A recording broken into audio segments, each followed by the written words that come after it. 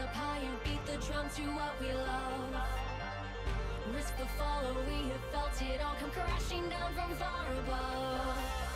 Stars are rising, countless worlds colliding, only one will take it all. Can we bring to fall the giants? Can we make the final call? We are the ones to ignite the darkened skies, the champions of the world that we defy. A solo ride of the few who rise up high, and we all fight at the last light.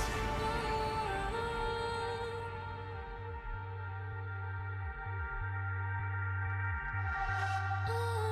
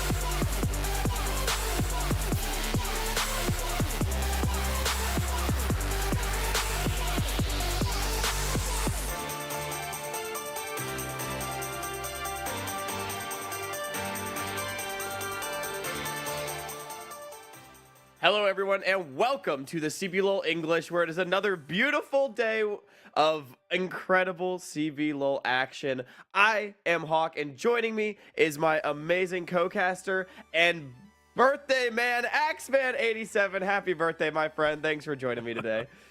Thanks so much, Hawk. Oh, we got a banner, too, in the lower third. All right, awesome. Thanks, guys.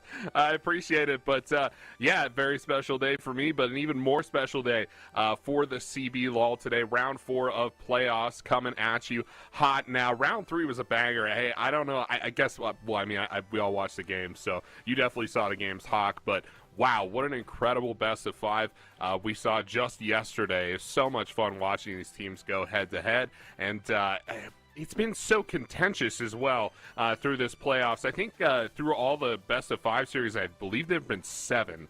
I'm not 100% on that. There have only been like 2 3-0s. Every other series has been contentious between the two teams, and round 3 was no different. It was a 3-1 for VKS, and they take on Pain Gaming today. It should be an absolute banger. Yeah, I would most certainly agree. We can take a look at the bracket to get a taste of what you were talking about, Axeman, because it has been extremely competitive from start to finish.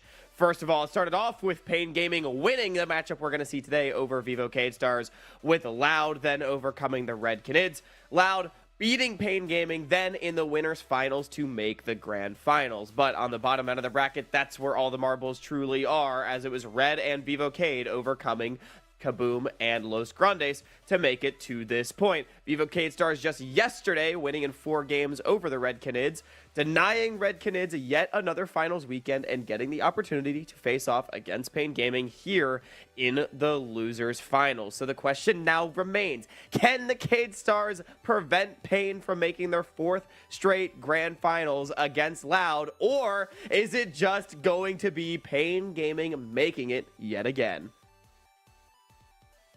You telling me it's always Loud and Pain? Well, it might be, but we're going to decide today whether that will be true or not. Remember to tune in April 20th for that finals matchup between the two top teams. So we get to decide who gets to go to that game right now. A draft should be up in just any moment now, and we'll start to get underway. A couple things we're looking at in this draft coming up. For me, Hawk, it's all eyes on the bot lane. I know we talked about some top lane champions that might come back, but it's got to be a Smiley diff if it's Vivo Cade. Yeah, and I think really the story is going to be a story of bottom lane. We could pull up that Vivo Star roster, Axeman, and this is a team that has undergone a lot of change and a lot of adversity throughout the season. They've made a mid lane change with Leleco coming in, performing, I think, very admirably to his credit in the mid lane. Started very hot, maybe has cooled off just a little bit, but I think the identity of this team has remained the same throughout the split, right? Dasami's playing for these carries that he's got in Gigo, Leleco, and Smiley, and as you say, Smiley and Pro Delta feel like they have been peaking in these playoffs. Certainly have. Smiley's been an incredible player. Lilico more on the support side. You mentioned filling in for Takui. He's got that same kind of support style mid lane. The Orianna, super good for him. The Karma coming through as well. But he's got carry potential too, right? Game yesterday, he had 7 kills up on the Orianna. This guy can absolutely hurt when he wants to, but yeah, it's all about Smiley all the time. The guy is absolutely out of this world. And this team, they can adapt too, right? Coach CL on Twitter yesterday was saying he had to adapt mid-series. The series is not going well. He had to move a little bit of resources away from Smiley and onto Pro Delta, onto Lilico, and the team was able to function in that situation. It's an incredible team, very adaptable team. But, of course, if they're going to win, it's going to be through Smiley. On to the next roster, though, bringing up Pain Gaming. A lot of storied players on this roster. Holy moly, Weiser and Titan? Come on. Yeah, Titan and Curie seeming to be the latest venture in trying to finally overcome their demons and win a grand final. And, I mean, to the point on Titan and Curie, it felt to me like Titan was the only performing member of Pain Gaming last weekend when they played up against Loud. I think, yes, they were able to take a nice team win. Dean Cato had a good game on the Ari, but Titan was the only one that really felt like he was firing on all cylinders. Whatever the mental block against Loud may be for this team seemed to still exist, and I do think that leads me to believe that the bottom lane going to be extremely important in this series. However, I do think it's worth noting that the last time these two teams played against each other was a 5-game series, and I think one of the big difference makers was Dinkato, and in particular this mid lane matchup, it felt like whichever mid laner was able to get going ended up being able to win the game for their team. So I think looking at the mid lane, looking at the bottom lane, for as much as we know that both of these top laners, by the way, Weiser and Gigo, can carry, it feels like it's a little bit more about mid and bottom for this series. Yeah, it's got to be, right? But, hey, would love a carry performance from both of the top laners. See if we can't get into Champ Select here in just a little bit. I know Guigo showed us the Renekton yesterday, which could be really exciting. I think I'm wondering here, Hawk, and maybe this is just speculation. I think Rek'Sai top died with FNB. Curious on your thoughts on that. Yeah, we've only seen 6 games of it so far in CBLOL playoffs. It's not really been a favorite of any of the teams at this point. Each of these top laners does have 1 game on it apiece. Weiser's was a total stinker. Guigo's is like fine, right? But I will say, X-Men, I don't know if you agree with this. I think Gigo, after an extremely hot regular season, you know, MVP conversations, everything like that, I think, as we have actually seen in splits past, I think Gigo has cooled off a little bit for these playoffs. He has not been the same force that he was back before, and I think that is part of the reason why Vivo K-Stars fell down to the lower bracket, and part of the reason why Smiley has had to step up more in this postseason. Yeah, no, I 100% agree. I mean, despite a lot of the carry picks he's had through this playoffs run, you look at the numbers, the post game numbers, and the damage numbers aren't there for him. The kills, the KDA aren't really there for him. But he comes out of these Renekton games more like surviving than anything else, which is, I guess, fine. I mean, there's something to be said about not running it down to FNB, not running it down to Robo or anything like that. But yeah, definitely not carrying from the top lane like we used to see him do on Gwen, on the Renekton, things like that. Yeah, I 100% agree, and I think that's going to be something we have to keep our eyes on. I do think a critical pick that we maybe have to keep our eyes on is Rumble as well. It has been, I think, one of Gigo's best performing picks, and Weiser pretty distinctively does not play this pick. He's only got 1 game on it in the split. It was a good game, but not really something we've been seeing a lot. So I think Rumble, something we got to keep our eyes on. As you say, the Rek'Sai top, feeling like a pick that's not going to be quite as impactful. You know, other picks as well, the Gnar, the Renekton, the Jax, champions that we know that both these top laners can play. 100%. Should be a bit, unless they change something up, and hey, who knows, should be pretty normal up in the top side.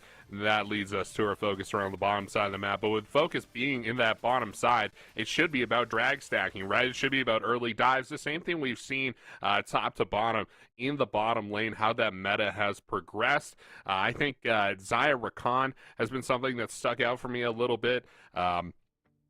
Big loss on it yesterday, but I don't think that's necessarily descriptive of how the meta has turned out.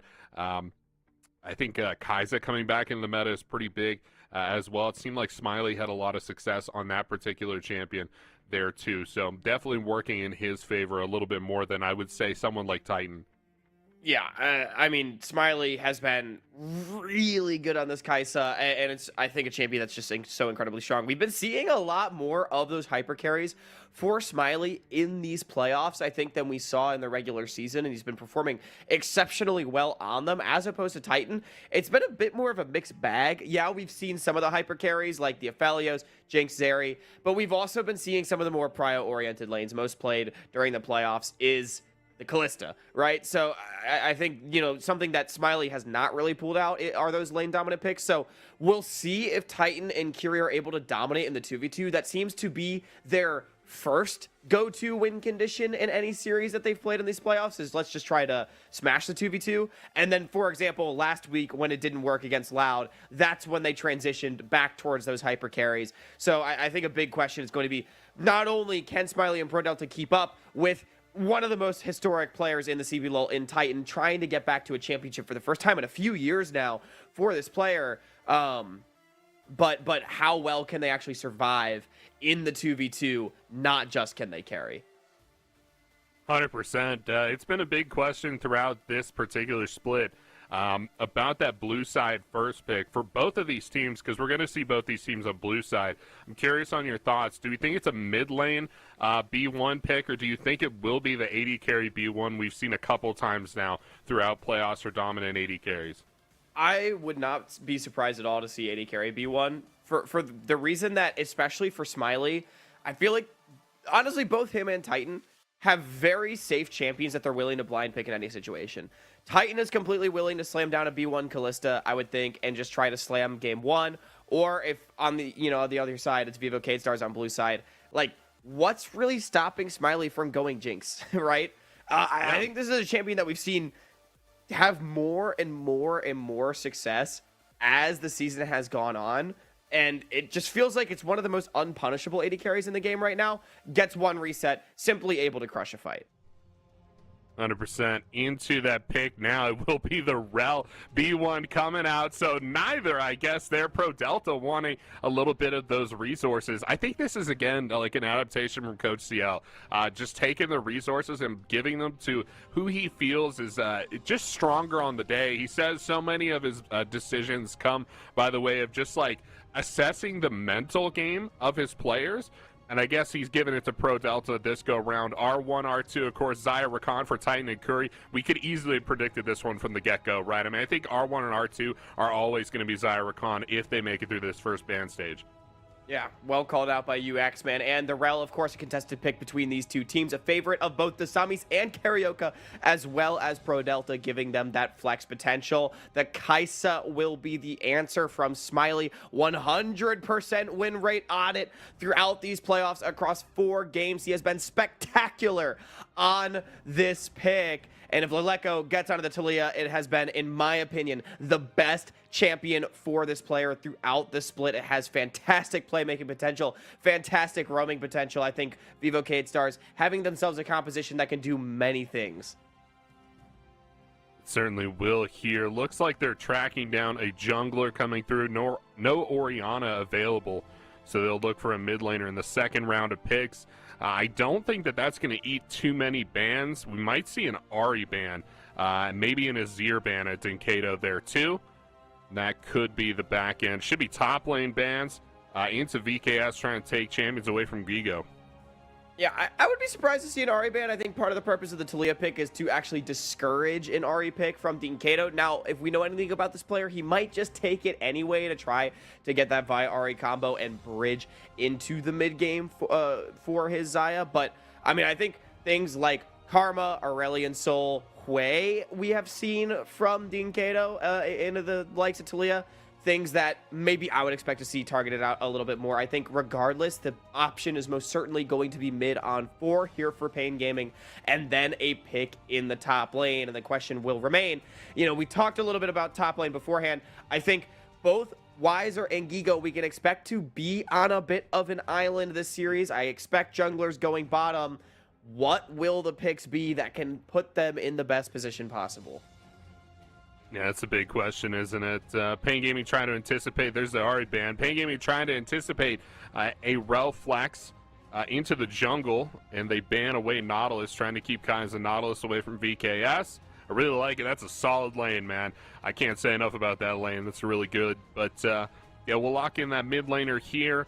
Dinkato Azir, lots of history. Yeah, there you go. Lock that in. I think that makes sense for this composition. You mentioned the Ahri synergy with Vi. I think Azir has that too. Has that pick potential. The big team fight coming through for Azir as well is huge point for this champion. But it's 2 picks now for VKS. They're going to get both their jungler and their top laner unless things have been flexed around. I'm actually really curious because I think this Rel still could go into either support or jungle. Does seem it is going into the support position alongside that Kaisa. Does have a pretty good matchup into the Rakan with the Jarvan getting locked in, trying to keep Xayah in the Cataclysm. And Axeman, I know you said you weren't really a fan of the CBLOL Rex side top, but that does seem to be hover. I'm going to be honest, I was expecting Renekton to come out from Gigo here on 5 as the blind pick. So clearly going a bit more towards a defensive pick. It really is not going to be about the top lane this game, seemingly, as Rumble is the answer. It is that pick getting pulled out for Wiser only for the second time this split. But I think regardless, I am looking at the mid lane and the bottom lane to be where the action comes, especially with this Jarvan getting locked in for Desamis. I mean, that is early game, high-octane playmaking. It surely is. I'm glad we decided to focus on the bot side of the map for this game because I don't know what's going on top, man. Rek'Sai top has eluded me analysis-wise. I just don't understand what's going on up there. And Wiser and Rumble just makes this like a total throwaway, in my opinion. No data. Just they're going to do whatever they're going to do up top lane. Let's focus on the bottom lane here. I like that. VKS's composition. Oops, all junglers. What do you guys know about Kai'Sa jungle? Let me know in the chat. But Pain Gaming, a really nice composition here. I think this just makes sense overall. Way more balanced of a composition. You have a good front to back feeling, nice pick potential, really good team fight here, and it scales effectively as well without giving up too much of the game. On the side of VKS, boy, that's a lot of dive. Holy cow, what? Who are we diving? You could say that again. That is a hell of a lot of dive. I mean, so much dive, I almost feel like it is actually going to be really difficult for Titan to position in a lot of these fights. There's not a ton of disengage on the side of Pain, and the Featherstorm, you know, only gets you out for so long, right? So I think Titan going to have to be on his game to make things happen. I do think the Xayah is an X-Factor pick here regardless of, you know, how much dive there may be. We know how good Titan can be on this champion. We also know how greedy this player has been in the past. So he's going to have to make sure that does not bite him in this game. But I mean, I'm agreeing with you, Axeman. I think Pain, they've got a lot to play for. I think the biggest thing, they just need to not let Vivo K-Stars get going in this early game. It's gonna be a very explosive mid game once the Talia hits that 1-2 item spike, once the Kai'Sa is able to hit those evolutions. But Axeman, we are onto the Rift for the first game of the lower bracket grand finals. Vivo K-Stars, Pain, a trip to Loud, a trip to the finals on the line. It's the stuff dreams are made of, this VKS run so far, but Pain Gaming are here to maybe bring it to an end. It'll start out quick, folks. We've seen fireworks in these games, these playoff games, as early as level 2 with junglers pathing into the bot lane at that point of the game. Both these junglers are capable of that, absolutely. If you're going flag and drag for Desamis, incredible. You could get down there super early, but it's the same thing across the aisle for Vi. We'll see just how quick these junglers get into these lanes. Yeah, and we know that for both Desamis and Carioca, two players that we didn't really talk about too much in the pregame Axeman, these are junglers that no stranger to playing exclusively around their lanes. They are selfless junglers here in the CBLOL, all about getting their teams going. And as you say, I mean, on this Jarvan, you never know what Desamis could be cooking. This guy is a threat as soon as he gets the flag and drag available at level 2, as you say. Part of my confusion about Rek'Sai top is that to watch it lane for the first couple levels, it just looks like it can't possibly work, right? Like, look at the trades he's taking right now. These are good trades. He's losing the trades, but it kind of evens out as you start to get that passive regen up from your burrowed form. Desamis invading early. I haven't seen too much of this. Yeah, maybe not expecting Carioca to have started on the bottom side of the map. Already going to see that the Gromp and the Blue have been taken. We'll find Carioca around his wolves. Dean Cato does not have push in mid as Leleko is walking over. Flag and drag does miss, and that is not a 1v1 that Desamis will win. However, it is not a 1v1. That's going to be a denial of the wolves, but not much else to come from it other than a bit of a damage trade.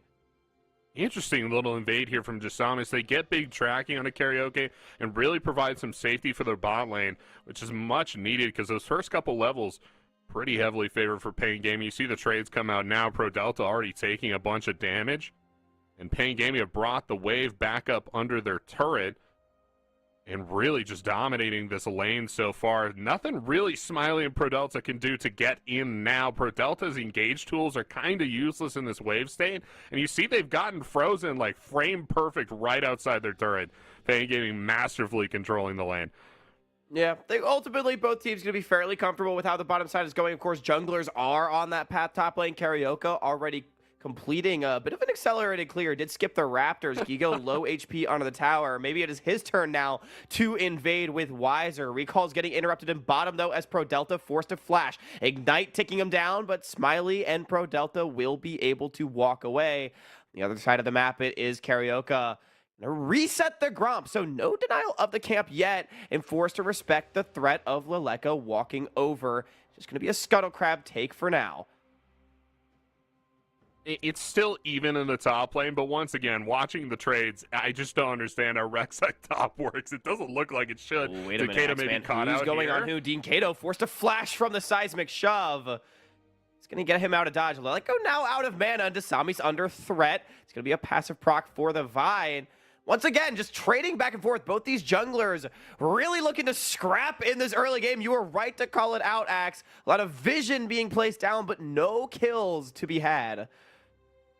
Nothing just yet. Meanwhile, topside, Rek'Sai top has just started working. Sorry, folks. Don't know how that happened, but Pro Delta trying to defend the bottom lane here. Smiley's having a tough time at level 3. Things will start to even out even at level 4. And, of course, at level 6, you get a lot more all-in potential there for the Kai'Sa, which really starts to threaten the Xayah Rakan. But that's a long way out, and they're going to get some turret platings off at the top of this one, Hawk.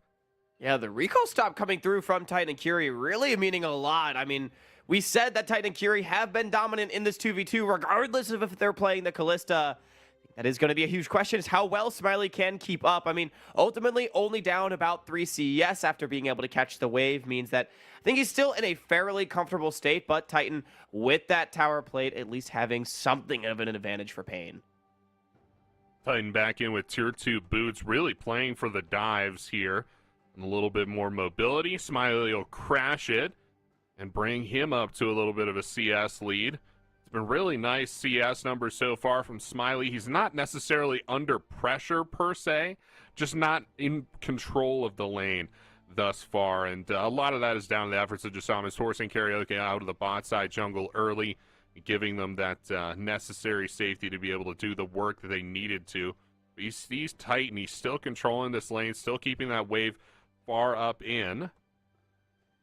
Yeah, and seismic shove landing on Dean Kato. It's just going to be trading back and forth. Karaoke, interestingly, reset back onto the bottom side of the map, opting not to go for a clear. And we saw this a lot from Pain Gaming in their series against Loud, heavily deprioritizing the top side of the map to try to get those early dragons stacking. Pain, of course, having the better buy on their marksman does make them feel comfortable to start this one up. Karaoke onto it, but Vivo Kate Stars has numbers in the area. Dasamis hovering around mid lane. Leleko getting the push. I think we're going to have a fight, Axeman, as it is the dragon down to about half HP, but Vivo Kate Stars decided that they cannot walk into the fog, and they're just going to give that one over uncontested in the end. We said in Draft Hawk it would be about dragon stacking, about bot side control, and Pain Gaming have that in spades right now, just a little bit of a lead, and that's going to force VKS off to the other side of the map here. And looking for Void Grubs. Not a good sign for their continued success, but level 4 will bring a little bit of value for VKS's bot lane. We'll see if they can win the trades here. Yeah, getting a nice chunk onto Pro Delta. I'm actually really surprised that, I mean, I know Xayah Rakan, very strong 2v2, but I think the Kai'Sa Rel has a lot of ability to trade back, particularly onto the Rakan, but Curie playing out the lane well. I think never going too aggressive to where he could have a lot of damage returned onto him.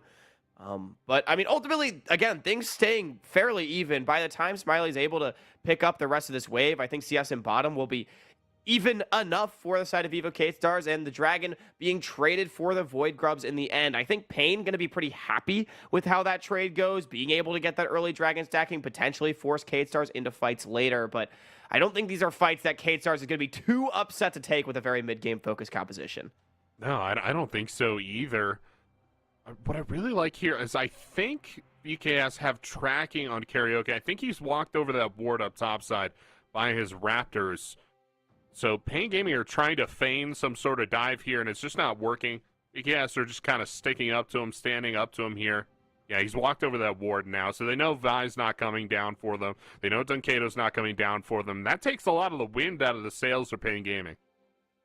Yeah, I mean, it's just so difficult to make plays when you're glaring on full vision. Look, jungle is really easy when you just know where the enemy jungler is at all times. Level 6s have come through for both sides, though. Gigo trying to do his best to bait. Wiser not going to take it. Yeah, he's not going to take it. He's going to let these minions crash back in. And realizing he just doesn't have tracking and just... Well, hang on now. quite far, has Dasami's. Weiser not checking the bush just yet, but I mean, Does he playing very know? defensively. He knows that Dasami's could be on the side of the map, but that's He going to be the flag knew. and drag landing, flash away, followed by Gigo, and now does not have the ability to get out of the equalizer. Gigo tanking up the tower. One more No auto will way. kill him. It's going to be a 1-for-1 trade as it's first blood over to Vivo Cade.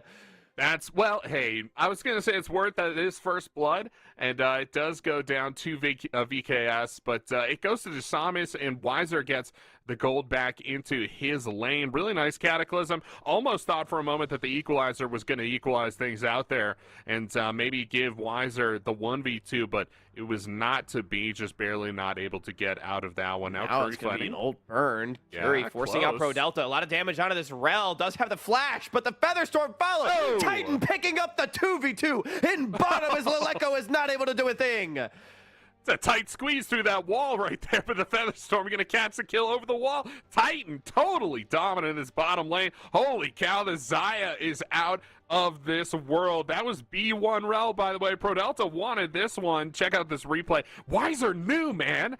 Did he have vision? How did he know? What an incredible laner here. But Equalizer, you can see Grigo just both just kind of having to sit on it.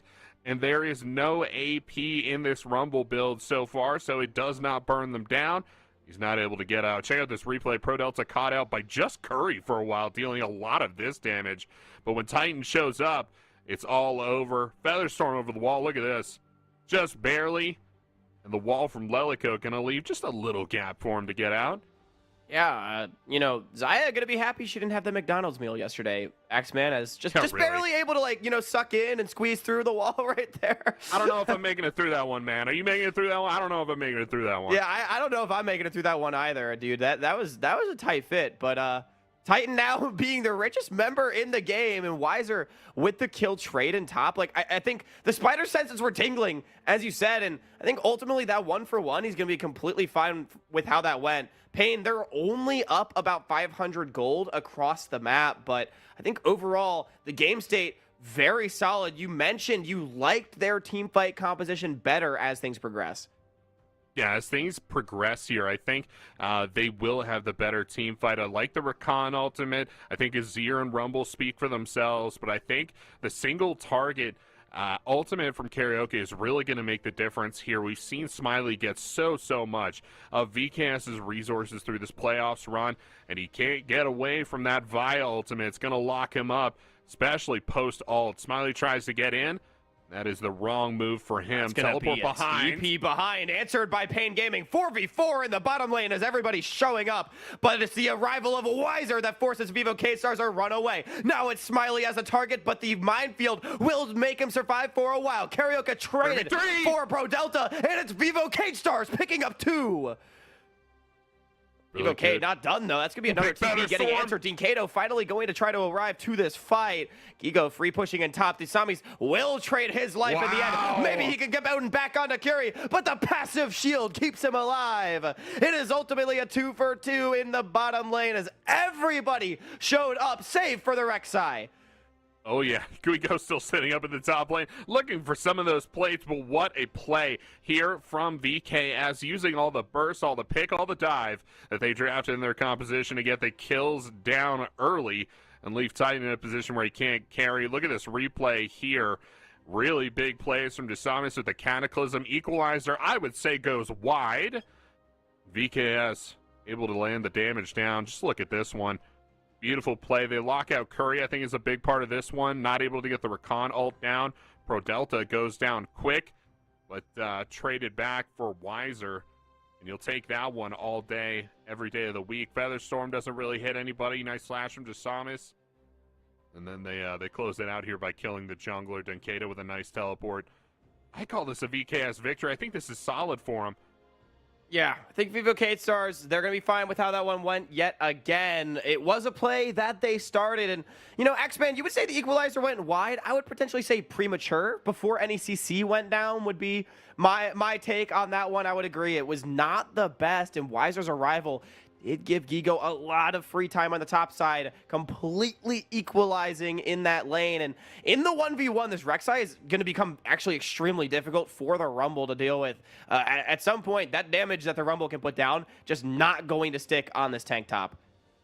Yeah, it's not going to stick whatsoever. I think you're correct about the CC. I think you got to give Curry a little bit more breathing room. Try to see if he could do any work. But VKS did an excellent job of locking up the Rakan in that fight. It was very, very well played in terms of keeping that CC off of the members, but bot lane turret really in danger here now. Decisive and Titan should be able to take it down between the two of them. Another TP behind, though. This time it's Gigo, and Titan having no ultimate to speak of mean that he is very dead. Decisive going to be the new threat, but the Emperor's Divide should keep him alive. Flash away. Titan left to the wolves. Smiley should clean that one up with a Void Seeker, and it's another nice move from Vivo Stars, now looking to take the first tower of the game in bottom.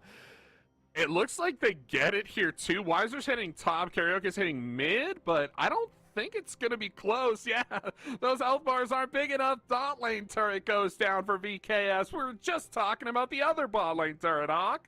Yeah, and I love to see that unrelenting aggression. I mean, Vivo Stars, they are just continuously bringing members, trying to attack Titan. We said that this is the player you got to look out for on Pain. And, I mean, Vivo Stars clearly taking that to heart. Ultimately, up 1,000 gold, up a tower in this game. I do want to note, they did actually lose out on the Dragon after the previous play to Pain. So Pain at least having 2 of those, but Axe, this is a very close game started by plays like this. I can't believe they got so close to killing this turret. Look with the ult and teleport on the backside, and look how many members from VKS. Yeah, it's all of them, folks. Flag and drag from Desamis. It kind of leaves Titan back behind as they go try and hunt down Decisive. But he's able to get out with his soldiers. Smiley picks up the kill on the back end. Just like you said, all-out aggressive play here. They're going to get the top lane turret too, man. What's going on? Yeah, the Herald dropping as well. Gigo, that free time in top lane from the play earlier, really paying dividends. Gold remaining close, and Pain wants to try to make it closer. Gigo going to be under attack. Cease and desist onto him, but it's yet another teleport coming through from Cade, and now it's Pain forced to run away. Curry completely caught out in the river, forced to use the quickness as Smiley follows through. Last auto attack, and he's on a killing spree. Holy cow, 3 kills up now, and Smiley's running away with the game.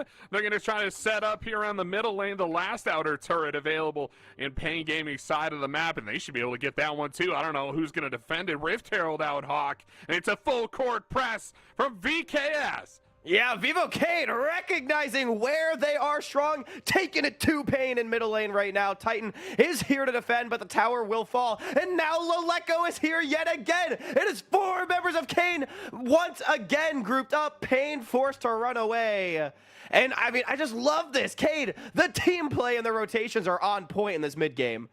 They've soaked up a lot of gold out of Summoner's Rift over the last few minutes, up 2,000 gold now over Pain Gaming. Really, really effective map play across the board. It'll take quite a bit for Decisive to try to get back into this game. He's going to look for this topside turret and then look to push mid again as well. But these are opportunities that VKS can use to move around the map. You see them setting up around Dragon right now. This would be the first of the Dragons and would break up the Dragon control from Pain Gaming thus far. Remember, Pain Gaming started this game with ultimate bot side control. We said it was a great setup from them, but all of that is gone now. VKS have built up these leads through these big rotations, 5-manning through the bot lane, and this is the result. They have control of the bottom side of the map. They're going to set it up for the objective.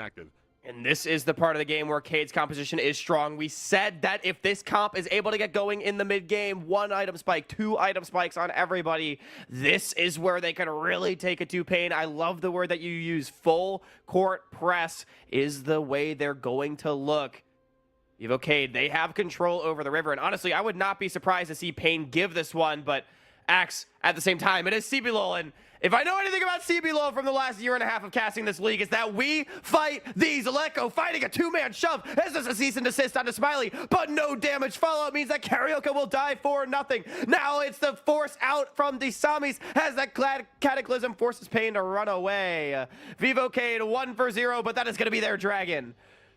Hawk, the team fight tools are not working in favor of Pain Gaming right now. That equalizer, I mean, it looks limp, man. What's going on here? It does a little bit of damage, but if anything, just kind of forces VKS back. More of a defensive equalizer than anything else. Same there for Emperor's Divide from Dunkado, more defensive than anything else. I need these tools to be used to win, not to survive. Studies do show that 1 in 4 equalizers do go limp for many top laners, but you know, Weiser, he's got to find a way to figure this one out, man, because it is, I agree. I mean, honestly, Pain just looking a little bit lost on the map. They clearly wanted to make a contest right there, but simply face-checking a bush they should not have.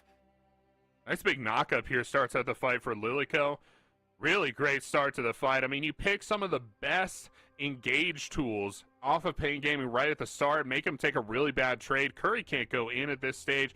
Great flanking position from Gigo as well. That really puts the fear of God into you if you're these carries trying to make these big plays happen. Oh, we're back in live with another fight, though. Dunkado being forced away, but it's Gigo under the Azir Tower fighting the first kill of the fight. Carry trying to zone out the back line, but it's Weiser getting burned down. Desamis does fall, but it's traded for the Pain Gaming top laner, and Titan is now under threat. Gigo does miss the knockup, and I think that means the Zio will survive at least for now. 2 for 1, though, as yet again, Vivo Stars pulls the trigger on Pain.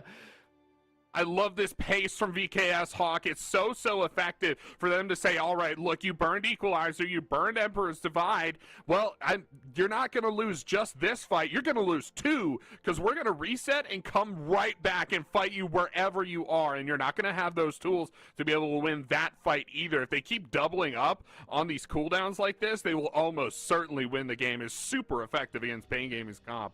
And in the battle of the bottom lanes, I mean, Smiley being 3-0-3, I will say the gold's still so close. Titan doing everything he can to stay relevant in this game. But I think it's the mid-jungle of Kate Stars that is making the difference. Desamis, Lilyko, the way they have just seemingly been everywhere this game has been an incredible difference maker. Desamis in particular, 3-2-5 on the Jarvan, 100% kill participation.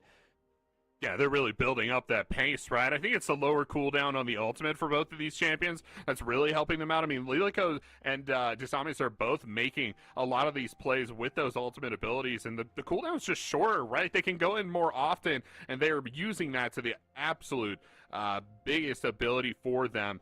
And really having a great effect in these team fights, keeping up the pace on Pain Gaming, fighting them in places that they're not expecting, and forcing them back onto the back foot. Now Pain Gaming will have all their cooldowns back up. They can look to make another play. It's got to be used better. It's all in the execution for Pain Gaming right now. They still have the tools. They're not really down that far. Like you mentioned, a lot of the gold is very much even between the members of these two teams. Just got to do it right. Yeah, Cade not like still that. making another play, though. They are not letting Pain breathe as Weiser is yet again the target. But Smiley is getting locked up, and he's getting burned down. Vivo Kate Stars going too far. It's 2 kills to Pain at the top lane as Lilyko forced to run for the hills. Dunkado might be able to catch him. The slow from the Sand Soldier comes out, and that's a grand entrance as it's 3. And Pain, just like that, back into the game. It's going to be a TP from Weiser back to the top lane, and they can go straight onto the Baron Axeman. Perfect adaptation from Pain Gaming. They keep some members off of the map and wait for VKS to fully engage on somebody. Weiser is able to stall out a little bit until his team gets there, and they jump right onto Lilyko, onto Smiley. Perfect adaptation from them. They get the Baron off of this play, and they don't even use all their team fight abilities either. Pain Gaming starting to heat up in this game. Guigo's going to take another turret here, though, to make it hurt. Yeah, I mean, that's a small price to pay, though, for a Baron on 5 members for Pain. Going to feel so good. Gigo fancying an engagement on a Karaoke, but this is going to be all of Pain Gaming coming off reset. I don't think you want this one, my friend.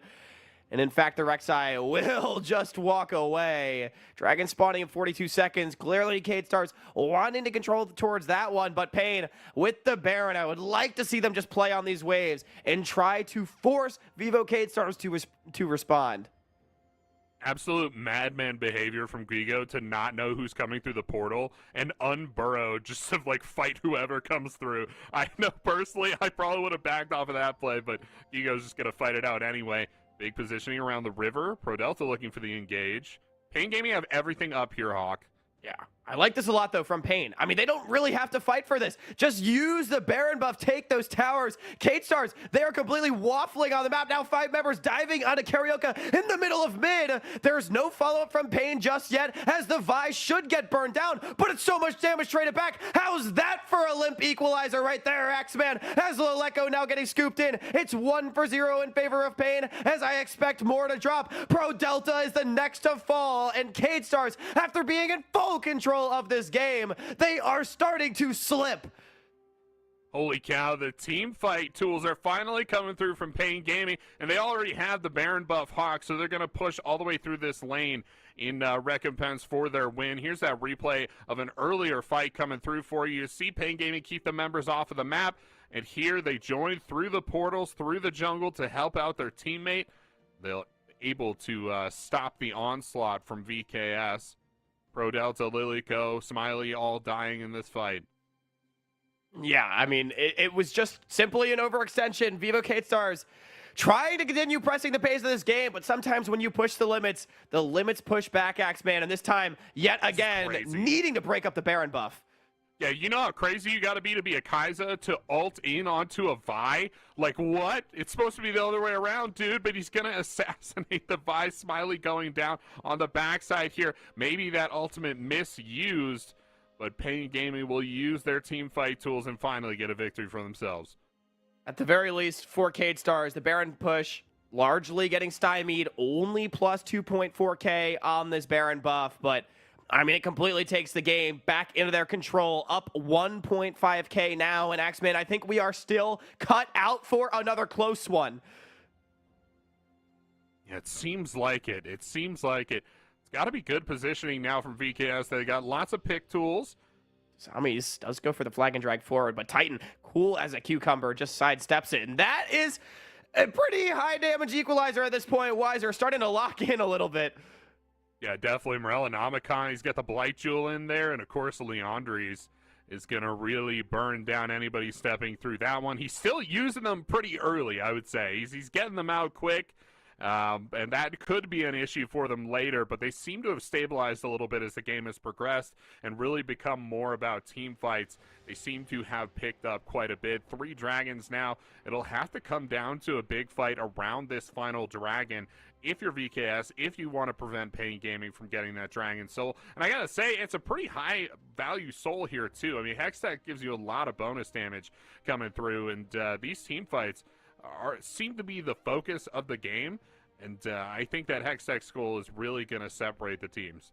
You know, Axe, would you say that Wiser went from having a limp equalizer to simply blasting the equalizer a little too soon? I mean, common issues, you know, common issues for many top laners. You could call it premature. You could call it premature. Okay, yeah. I think I might call it that. You know, I'm glad that Wiser at least working on those problems. Seems like he's at least making progress. This is a tank Azir, by the way. We didn't really touch on that throughout this game, but I'm actually curious, Axe. I don't know how you feel about this build. I've seen mixed things from it. I feel like it looks really strong until you realize that your team oftentimes just lacks the damage that you oftentimes need from the Azir. Although, of course, Wiser are going to make up a lot of that difference here on this Rumble pick. I think into another AD carry might be a problem, but with Smiley, you have to get in there up into, we'll call it melee range if you're Kai'Sa. So I think you don't really need as much by the way of damage. Wiser and Titan should be good enough to take that Kai'Sa down. And from there on out, it's just dealing with the front line, dealing with the support staff, right? So I think they'll be fine here. For me, the biggest thing in the mid laners, and I think it's been the mid lane meta for a while now, I would say, is just the CC you can bring to the team fights, the support you can bring for your AD carry to these team fights. I think Tank Azir does that just fine. I would still like to see some better shuffles from Dunkato. I think we've seen big playmaking from him thus far, but we know he has it in him. We've seen it in the past, and I believe in the build he's got here so far. That said, Tank Azir sucks. Don't build it. I mean, I do wonder if the read from Dunkato this game, right, is that, you know, they have the Rumble to provide the extra damage, and he doesn't need to go for the big shuffle plays, because as long as the fight is front to back, Pain will always win. Remember, it is Cade Stars with the dive comp. They are the ones, feels like they have to make the plays. Baron, though, spawning onto the Rift. It is Vivo Kate Stars with control over mid as Dean Cato is walking forward. I agree, Axe. He could maybe look to dive in, but Pain not wanting to pull the trigger, simply playing off the poke. And they always have this Nash to drop back towards. It is started up, but a good ward from Kate Stars does spot it. But can they walk through the Azir and the Vi?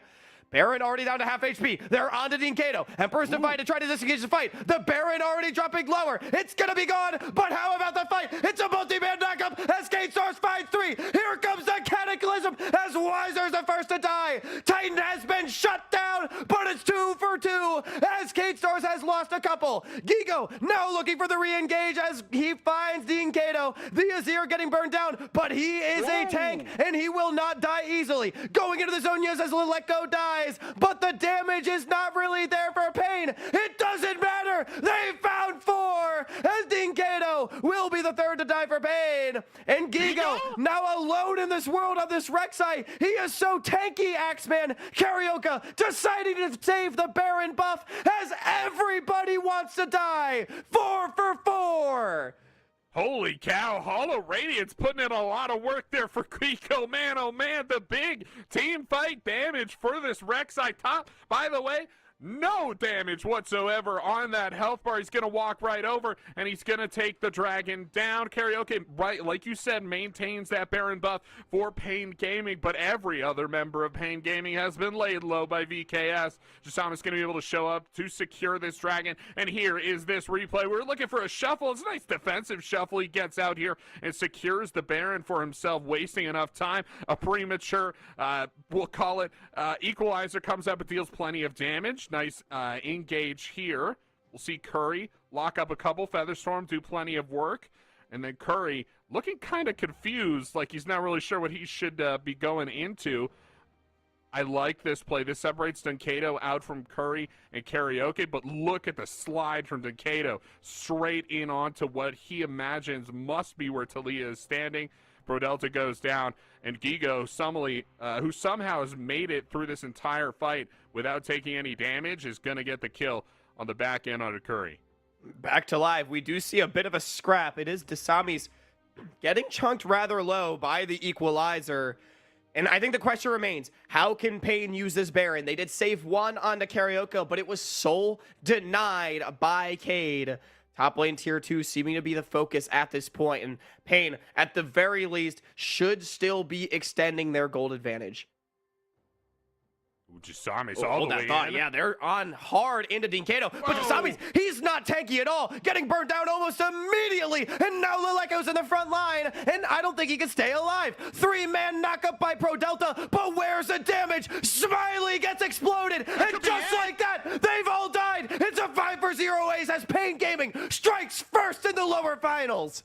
They got Baron minions. This is not going to be close whatsoever. No one's even going to be alive to see the end of this game. Pain Gaming close it out. You didn't want to fight them in a jungle channel, but that's exactly what VKS do.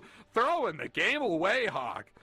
Yeah, I mean, simply taking a fight in a bad way. The tank is here, paying off as Dean Cato fails to be one-shot, and Smiley, after getting going, we talked about the importance of these AD carries, continuously finding himself out of position and getting one-shot. Pain, brilliant commitments on their side, great resilience to survive the excellent Cade Stars mid-game. And I think this first game, Axe, gonna be one that Cade wants back. Yeah, absolutely. They want it back. I got to tell you, this is the first time I've seen a real competitive pro game affected so much by the existence of Hextech portals. I mean, if you recall the last fight, the last Baron fight there, where Gigo wasn't able to track down Karaoke and can only kill Curry, it's because Karaoke snuck off in a Hextech portal, right? If he hadn't been able to do that, I genuinely think Gigo is able to run him down on the Rek'Sai and catch up to him, but he's not because of the Hextech portal. This last fight as well, I mean, Jasamis coming through this ill-fated Hextech portal directly into every member of Pain Gaming, getting blown up instantly. Lileko having to follow in with the ultimate, and then just going in one by one, losing, dying to Pain Gaming there. It seemed like VKS lost it just through the map div. Yeah, I mean, it felt like everything came unraveled. They were playing so aggressively, so well.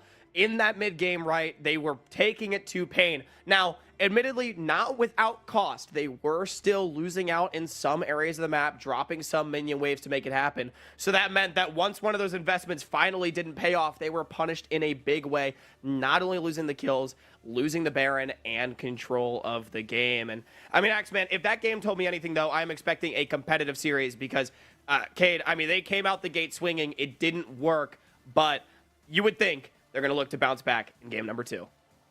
Yeah, I would definitely hope so. I mean, I know VKS have got some adaptability here, too, so I think they still got some mileage in this series. I believe they reverse swept Los Grunges, so they got that in them, too, even if we drop another game here. But VKS yesterday went 1-for-1 with Red early on in that series. That was super close there, too. So we definitely got more CBLOL coming up for you. It's no way this is a 3-0.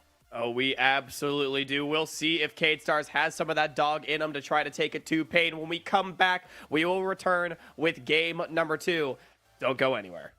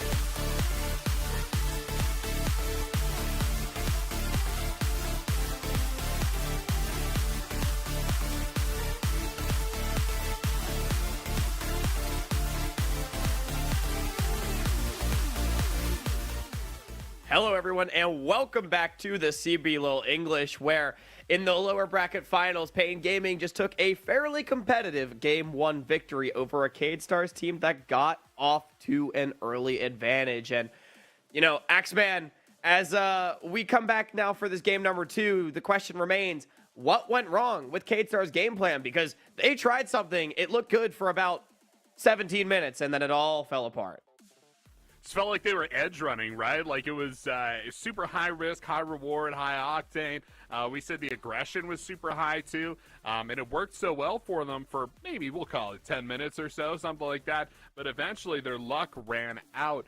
And Pain Gaming with just a better composition, better scaling, and I think easier win conditions, more stable, more clearly apparent win conditions. We're able to close things out after just a few mistakes from VKS, if you can even call them that. There was a couple ill-fated engages up in the top lane. You remember the kind of dive onto Weiser up top there that didn't go too well. And of course, Smiley ulting into Karaoke's Vi. Kind of on the flank there that didn't go very well either. I think if they could win this one if they fix just a couple of things with their execution for VKS. But if they continue playing this way, it's always going to be high risk, and there is that potential where they could just lose all the way out. I think they have to adapt to something more stable. Yeah, I most certainly agree. So far in the draft, we have the same things getting run back. And I will say, I mean, I think CadeStars' game plan was sound. In fact, I think they might have had even a better game plan than Pain, but the execution definitely lower. And I think the main thing for me was that Smiley made a lot of critical errors in the team fights. He got a lot of kills early, a lot of resources invested into him from the team. And as an AD carry here in the lower finals, you have got to be able to pay that back to your squad. I think Smiley made some critical errors that put CadeStars in a difficult position. For sure. It does look like we're fully running the draft so far.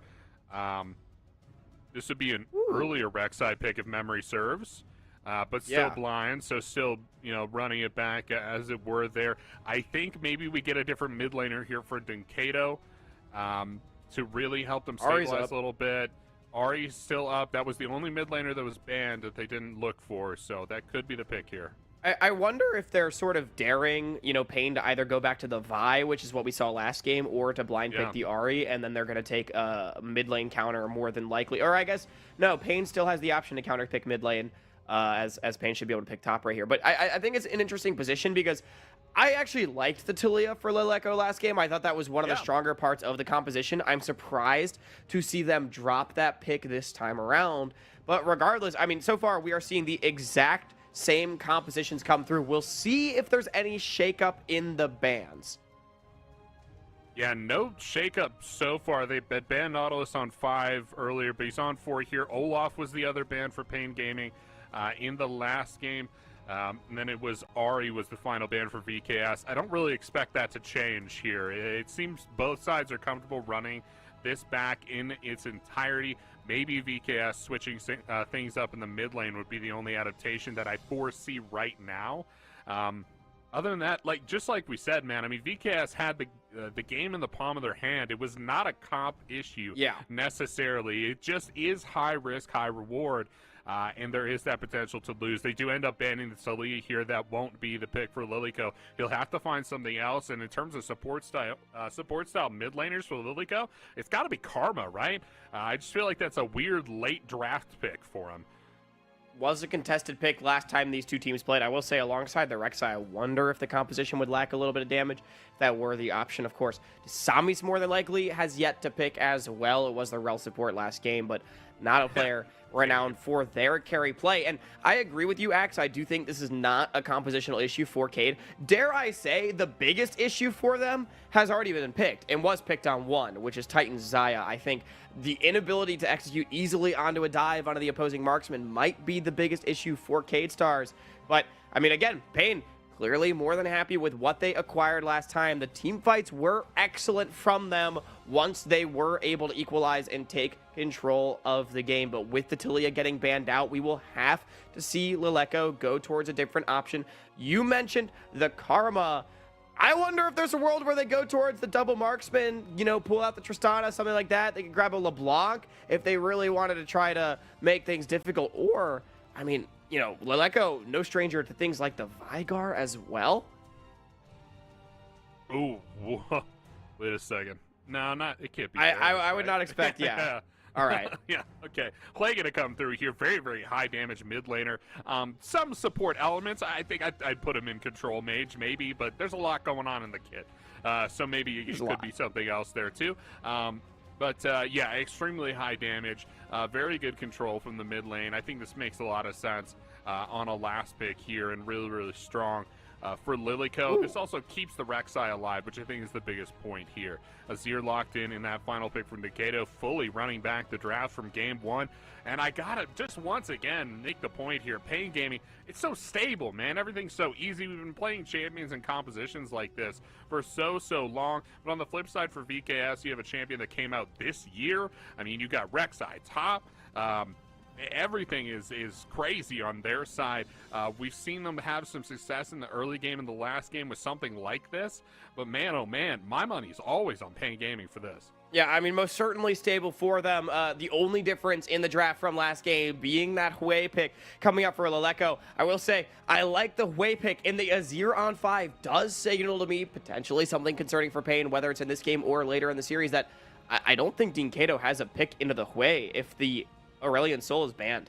Azir is not a good matchup in the Hwei at all. I really favor the Hwei side of this. I think this is going to give K-Stars yet again the pressure in the mid jungle that we saw last game, and perhaps the read is that Lilyco played a good game 1. Let's get him on something that can carry even more and see what he's able to do. I like the adaptation. I do think the big thing is going to be the burden of execution. The game plan was not the flaw for K-Stars in game 1. It is simply that Pain was able to stand tall, find one good fight, and take control from there. K-Stars needs to avoid letting that happen, and Smiley, I think, again, needs to step up. If resources are given to him, this is not a series in which you can fall short in execution.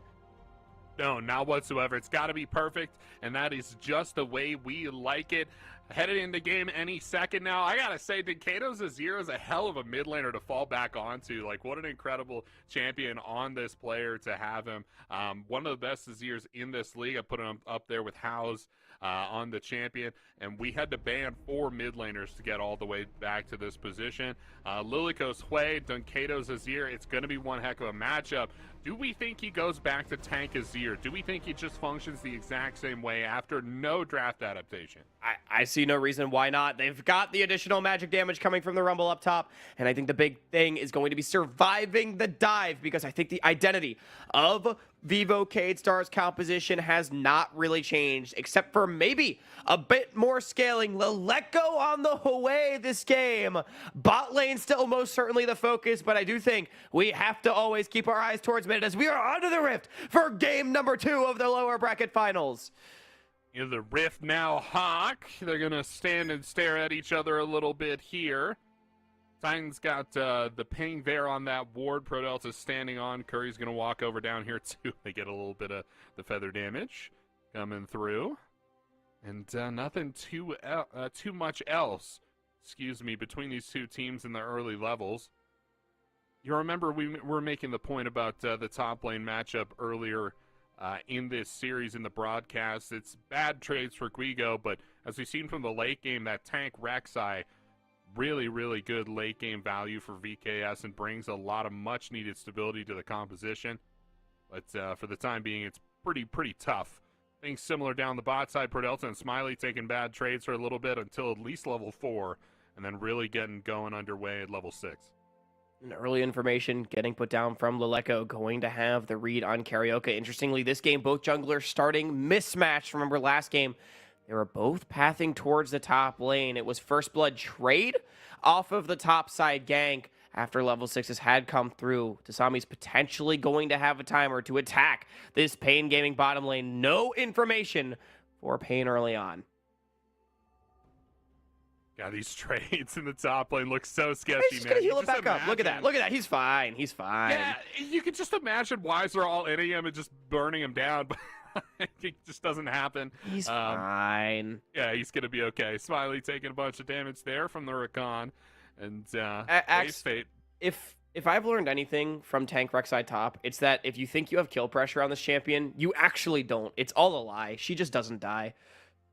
Yeah, I think the big change that they made that really switched it up was like the E cast or like channel time was reduced, so you like really get through the tunnel quick.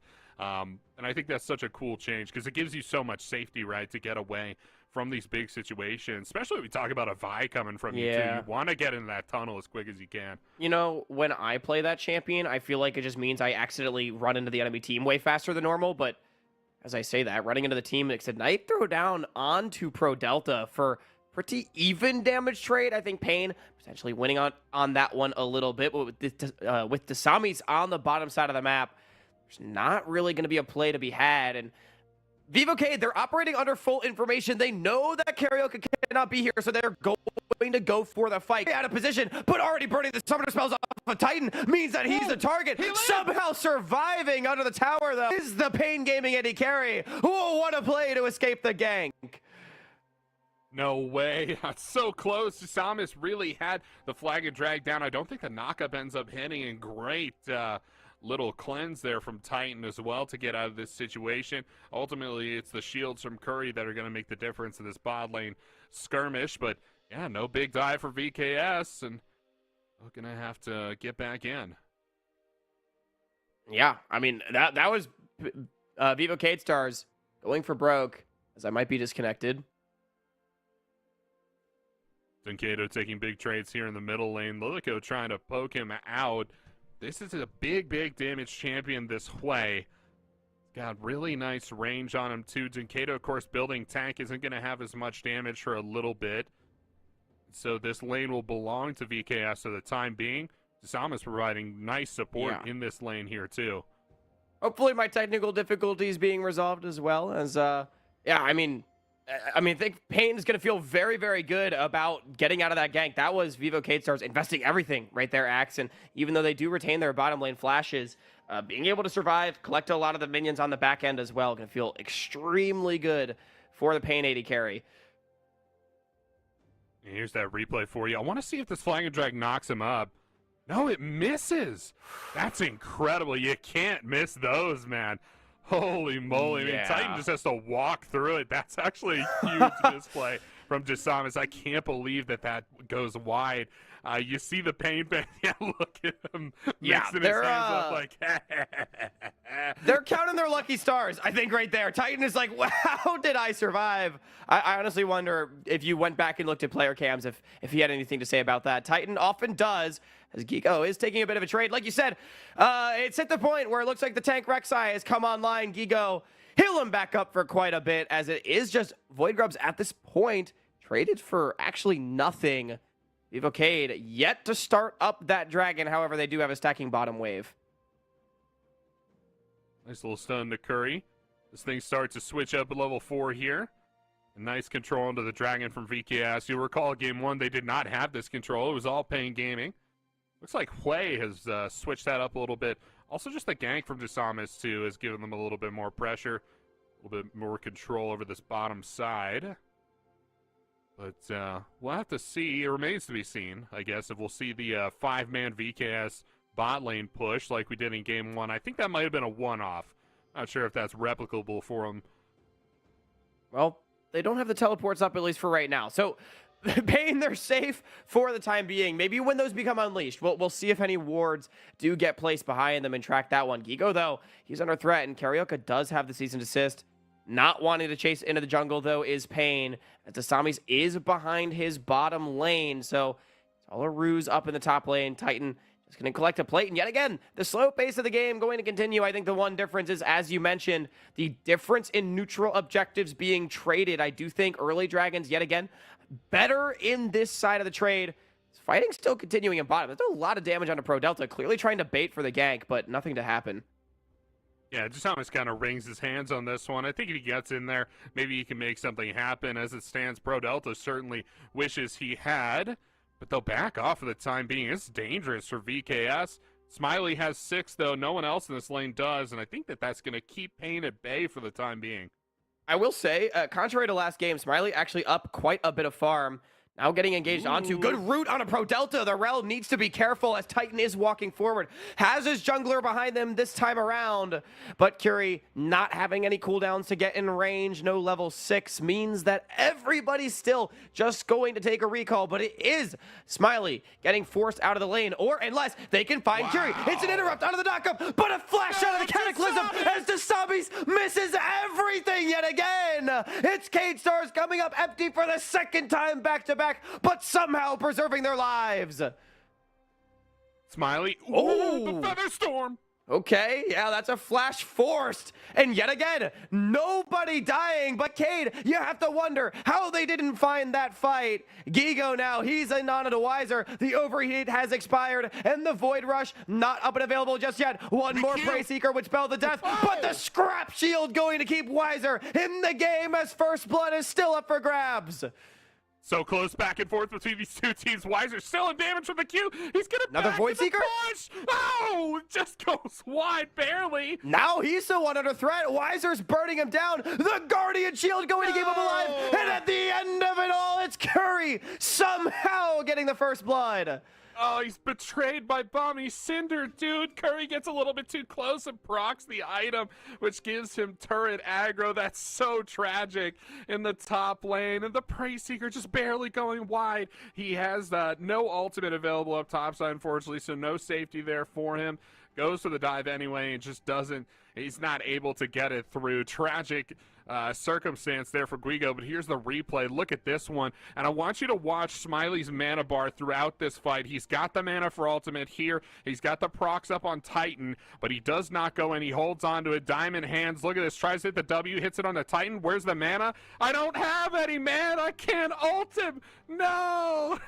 Total disaster there for Smiley. But, and then, of course, the top lane play here as well. Gigo gets so close. If he drops an auto onto a minion, and I'm looking here, I think he got them all. I think he gets them all there. It is the Scrap Shield that's going to save him from the Prey Seeker. But this one, you got to think you could get a better angle here, man. He takes such a steep angle on that Q.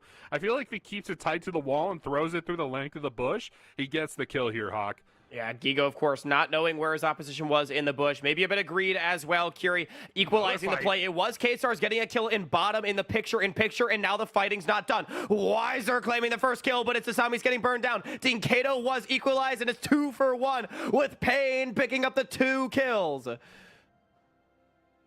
Nice play there from Pain Gaming, putting them up gold here so far. Oh, Gigo defending the mid lane, and it's more grubs down to Karaoke.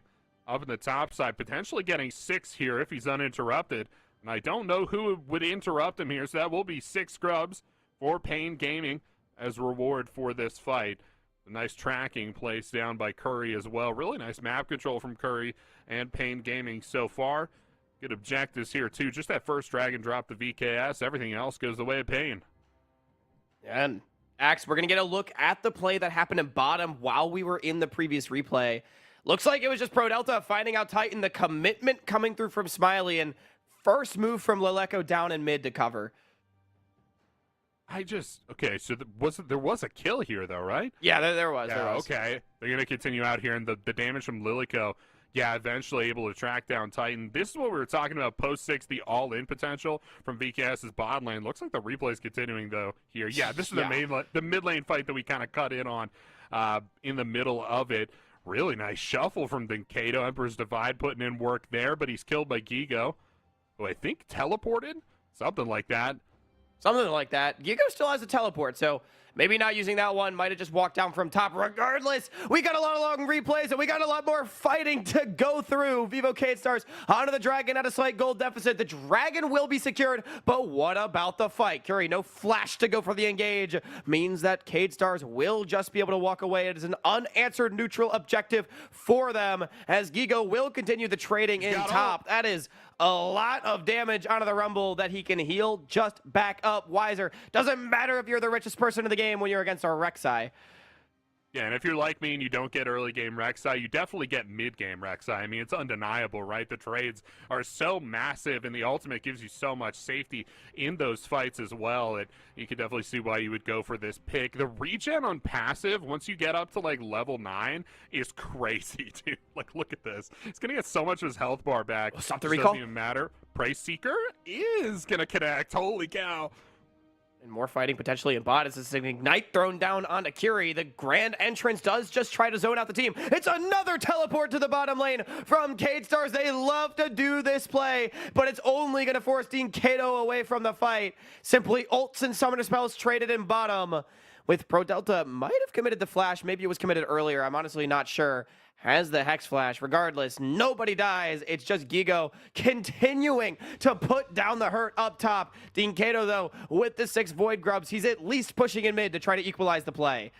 In our poor observers, Hawk, Smiley's still got the ultimate, which means they could pull this bot lane camera down here to this fight anytime they want to with that big ultimate. Just check out the mana bar. He's got to make sure he's maintaining a little bit of mana to be able to all in. We'll see the resets come through, though. They'll crash the wave and send it back for the time being. I do think the critical story of this game, though, we highlighted the bottom lane as it will be throughout the series. Smiley, this time getting the better of Titan in the early game without needing the additional injection of multiple kills. Meanwhile, in mid, it is Dean Kato with the advantage to his name. Karyoko winning out in the jungle as well. So, I mean, contrary to maybe what we expected, it's actually Cade losing in that mid jungle, but Smiley at least seemingly bouncing back early on in this one. Yeah, bouncing back a little bit for the time being. We'll see Jasama start to control topside objectives too. He lost all 6 grubs. Looks like the map control has expanded a little bit here for him as he saw Karaoke down on the bottom lane turret. So he's able to get this Rift Herald through as well. Pro Delta potentially looking for a dive topside. Smiley still has that ultimate in hand, so very dangerous right now. It was first tower going over to this Tank Azir. It is going to be the Tank Azir for the second time this series. Rift Herald is the trade for it. I think Pain going to be happy to just get that initial injection of gold onto one of their main carries, of course. And with nothing else really happening, I mean, I'm expecting Dragon in 2 minutes to potentially be the battleground for these two teams. Okay, though, they are moving up to the top side, maybe looking at a Herald drop. Pain coming to respond. I think it's got to be the Dragon fight if you're Pain, but I think VKS have to do one of these weird, like, tempo plays again, just to get the cooldowns off of Pain gaming. We saw that work out for them in Game 1, and it's just unfortunate they're behind right now, so I don't know what that kind of pace play looks like. At least going to be a bush bait as Vivo Cade are realizing that they're outnumbered quite quickly, only finding the Shattering Strike, walking away, but still playing towards the top side of the map. It was tower taken by Gigo.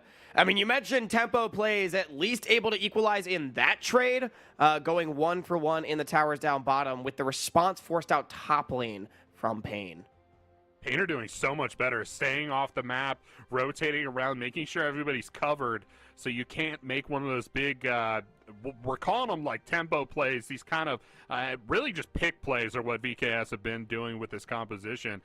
Just going for these big, super aggressive engages, but they haven't had any yet this game. Pain have been too good at their covering. You see the vision coming through. Look at that vision toggle here. That's 3 control wards through the river and the spot side. Pain are trying to control for this Dragon. They do have great coverage over it. I mean, honestly, I feel like this is a really similar story to what we saw last game, Axe, just with the shoe on the other foot. It's Pain Gaming with the marginal mid-game lead after sacking the early Dragons. Control over the map, though, in their favor does mean that they have favorable positioning to hopefully stop the soul stacking, now only spawning in 15 seconds. Everybody's cooldowns basically up and available. Item spikes likewise being completed. I think critically, Dean Kato having a Seekers that stasis active could be very impactful. Aleko not having the completed Seraphs at this moment. They'll go back and forth a little bit here. Teleports available for both the top laners. We'll see them join this fight, or excuse me, Dunkato and Gigo. Dunkato is not the top laner. Weiser is already here with the equalizer, so he won't have to teleport in. The Dragon just gets shredded down. I don't know if VKS actually go in here. Yeah, I would like to see Vivo K-Stars play a little bit towards the mid lane with that Herald, but either way, it's going to be the engage. Asami's finding multiple members with the Cataclysm as the Wombo combo comes through. That's many people found with the Spiral and Despair Magic Storm combo as Smiley has assassinated Titan already in the back line. He is traded for it. Wiser doing so much damage, but I think he will be next to fall. 2-for-1 favor so far for Vivo Cade, but the scoop back means it's 2-for-2. Gigo continuing the chase, but Pain Gaming, I think they're going to be happy with an even fight as well as taking the objective.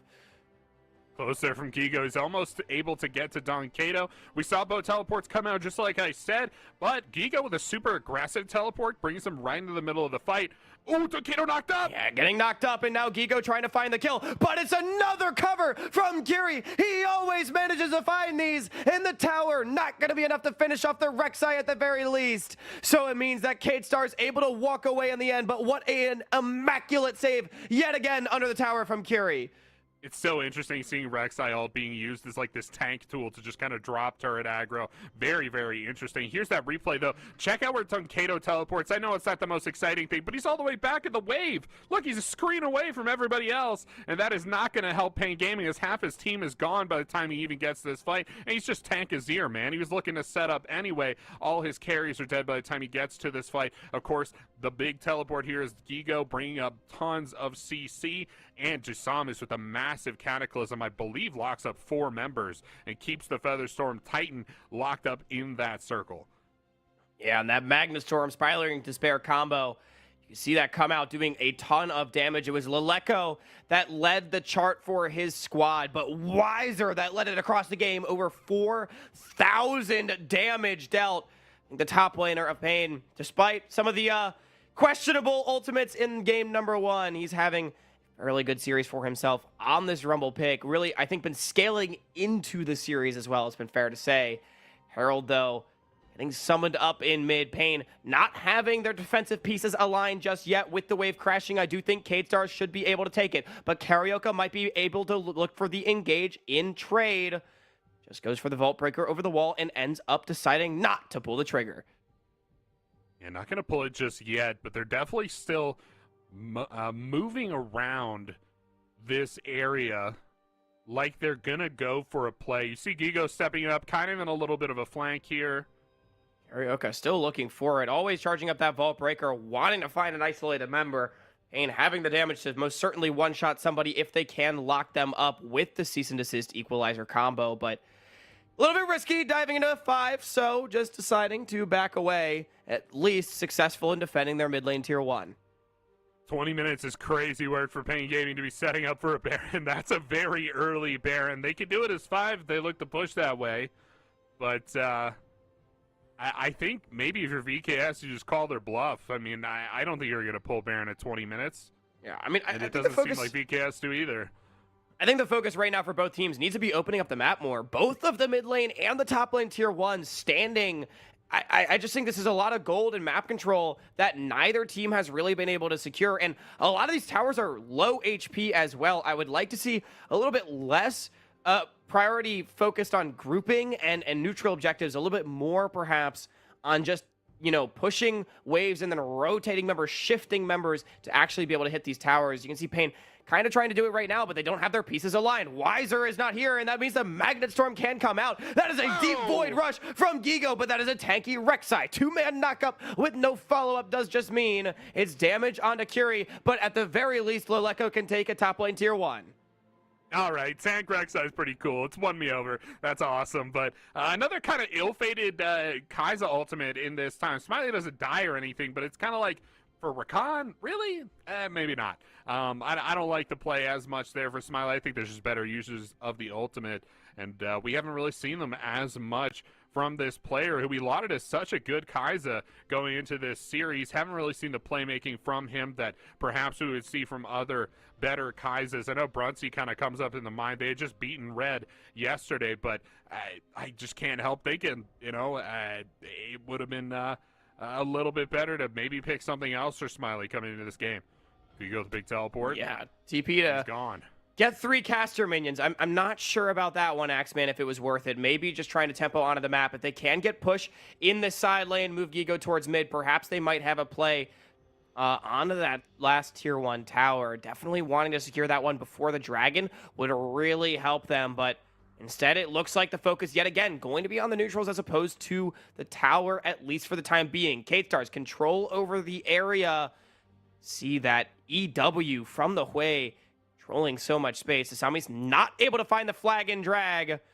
But look at K-Stars, strong-arming their way into the river. But here comes the engage from Kiri. He only finds Gigo, though. That is not the target that they want. Massive cooldown being burned by Pain for a little gain. Yeah, and meanwhile, VKS stay up with the cooldowns. Gigo going in. Still looking, but not finding anything. Smiley just trying to keep push on that mid lane wave. K-Stars at least understanding that that is the most important aspect of this fight. Here comes the flash engage as it's Kato. He's the target. They're going to burn down Karaoke first. Smiley, he's in the middle of nowhere, getting killed off, and somehow Karaoke survives as well. Smiling Despair will at the very least finish him off unless the shield comes through from the E. Are you kidding me? Pain Gaming somehow dropping nobody as Vivo K-Stars has completely collapsed in this fight. 2 of their members are already dead, and now they're running away. Kato looking for the shuffle, but no flash, no ultimate to speak of, means that there's no follow-up. K-Stars should be able to get away, but how did they lose that fight? I honestly could not tell you. It seemed like another really bad engage there from Smiley. I'll say that. That was a bad one at the top. Cataclysm didn't... Oh, Decado. They're in on Decado. I don't think this is winning, though. He's got Wiser over the wall. Here comes the flash from the Rumble, and the Hui is getting taken so low. Decado still somehow alive, and with the tower getting summoned up, I think it's going to be all of Pain getting cleaned up, but no! The tank Rek'Sai ends up being the difference. At the very least, they find the kills onto the solo laners, but Pain securing the objective and ultimately winning out on the sequence anyway. Gigo is huge on Summoner's Rift right now with the Hollow Radiance and with that Spirit Shroud in the back pocket there as well. Tons of MR coming through, tons of passive damage just sitting in the middle of the enemies. But look at this fight. Jasamis looking for the flank. He finds it. Cataclysm through. Karaoke and Curry both dash into the Cataclysm. That's not a good sign for VKS. Look at Smiley, though. He ults back in on the back line. And just like you said, Hawk, he's out there. He's all alone, and there's nothing he could do. How does Spiraling Despair... Oh, he eased the Scryer's Bloom. That's wild. Yeah. Man. I've never seen anything like that. That's really, really cool. He's able to do that. It's just, I gotta be honest with you, Axeman. I feel like, you know, as this replay continues, not really much to talk about here. Like, Smiley, in my opinion, is consistently throwing his life away in these fights, choosing the wrong targets, and with how many resources he's getting, I just don't think you can do that. And now it's another kill for Karaoke. Dasami's face-checking a bush he did not have positioning over, and that could mean a barren start for Pain. Really nice play from Lilyco, pushing Decado off, but yeah, Pain once again have the positioning on the objective. Teleport in here from Wiser, and he's going to bring that equalizer to this fight. Now Guigo and Prodelta looking for a way to get in. And Smiley, it's got to be a better ult, dude. It's all down to him. Yeah, Baron getting taken so low, but it's Karaoke with the secure. No smite for Cade, and Decado finds Lileko with the shuffle. The Way's already dead. Prodelta soon to follow, and I think it's going to be K-Stars getting cleaned off the map. Smiley, he's trying to kite it out. It is a better ultimate as he has picked up 2. Now Karaoke getting burned. It's 1v3, but Titan is leading the charge. Smiley, nowhere to run. The interrupt comes through, and it's a delayed ace, and a Baron over to Pain Gaming. You gotta hand it to Smiley. That's a much better effort than the one he's been making, but it's too little, too late. Gets caught up by Curry a little bit here, too, after laying down the law with some damage. But Titan, the big hero for Pain Gaming, picks Jasamis. Look at this fight. Watch Smiley. Look at the positioning. He does so well in this one lane. The damage down to Tank Azir initially, but then finally getting caught out by Rakan. Locked up, and of course the rest of his team is gone by this point. This was so close to a pentakill for Smiley, but just so far, man. Look how much he has to cut through to get to that point. And at the end of the day, I call this a great play from Karaoke. Look at this Q, man. Channels it up, catches it mid-air. Come on. What are we talking about here? Smiley more than likely dead anyway, but definitely feels good to get that interrupt. And I mean, look at how different it is when Smiley does not just aimlessly ult into the back line, right, and actually hits the targets that he's presented. This Kaisa does not have to be an assassin, and I think that is the understanding that Smiley needs to have for these fights. His DPS so important in burning through this Pain Gaming front line. But perhaps a lesson learned too late, as it is Pain up 5,000 gold with a Baron in hand, pushing in mid and bottom to continue extending their already 3,000 gold Baron power play. Huge form here so far. We'll see Pain Gaming with a bot side press. Gigo trying to answer up top lane, but he has to reset. And the rotations start to work through for Pain, really squeezing VKS down now. Picking up a lot of gold for themselves with their power play. Great stuff from, they're up 5k gold right now, Hawk. And I'm speaking slowly because this is like a powder keg moment. Yeah, they're definitely looking for it. Cade not wanting to let these towers die without a fight, but fighting against the Rumble and the Xayah potentially in a jungle choke point, a dangerous prospect for them. Meaning that with the waves getting crashed, going to continue defending at the very least, not giving up too many towers on this Baron play just yet. Pain definitely going to want to crack these open, but only 15 seconds remaining on the buff. And here comes K-Stars. They have found Titan, but there's no damage follow-up. Dasami's already getting chunked low as the Featherstorm does go backwards. And Pro Delta, he's in the back line, but he's already dead. Now Gigo will be the first to fall as K-Stars has no damage follow-up in the area. It's going to be a 2 for 0. And now Pain, they can continue their push. It was K-Stars that went for broke, but Pain being the only one standing on the rift. Just like we were talking about going into this series, there's so much dive built into VKS's composition. But who are you diving? Is it Titan? Because that doesn't seem like a good dive target, right? And we see that here, the Featherstorm coming out, the Cleanse coming through as well. It doesn't matter how much VKS throw at this champion, at this Xayah. They're just not able to lock them up in time. And honestly, a lot of that is on execution here too. I feel like if they do get all 5 in on the execution here, they're able to get this Xayah down.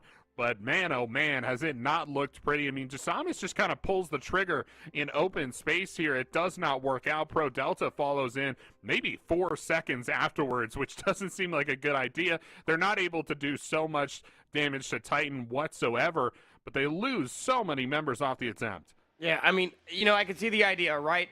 Lock Titan in place, hope that's enough to force some of the defensive utility, and then the follow-up engage can be good. But the Cataclysm really did nothing other than let Dasamis get chunked out. No follow-up on that. Pro Delta then goes deep. The Featherstorm is burned defensively. And while all that's happening, Weiser and Carioca are completely zoning away all the damage. K-Stars just not having the ability to get into these fights the way that they want to. Disjointed on their engages. I think, you know, in every single fight, it feels like one thing or another has led to a misexecution. We said this after game 1, that it felt like game plan from Cade was fine, execution flawed. Seems to be a continuing trend as Pain does want to push an early match point in this series. Remember, last time these two teams met, it went to 5 games.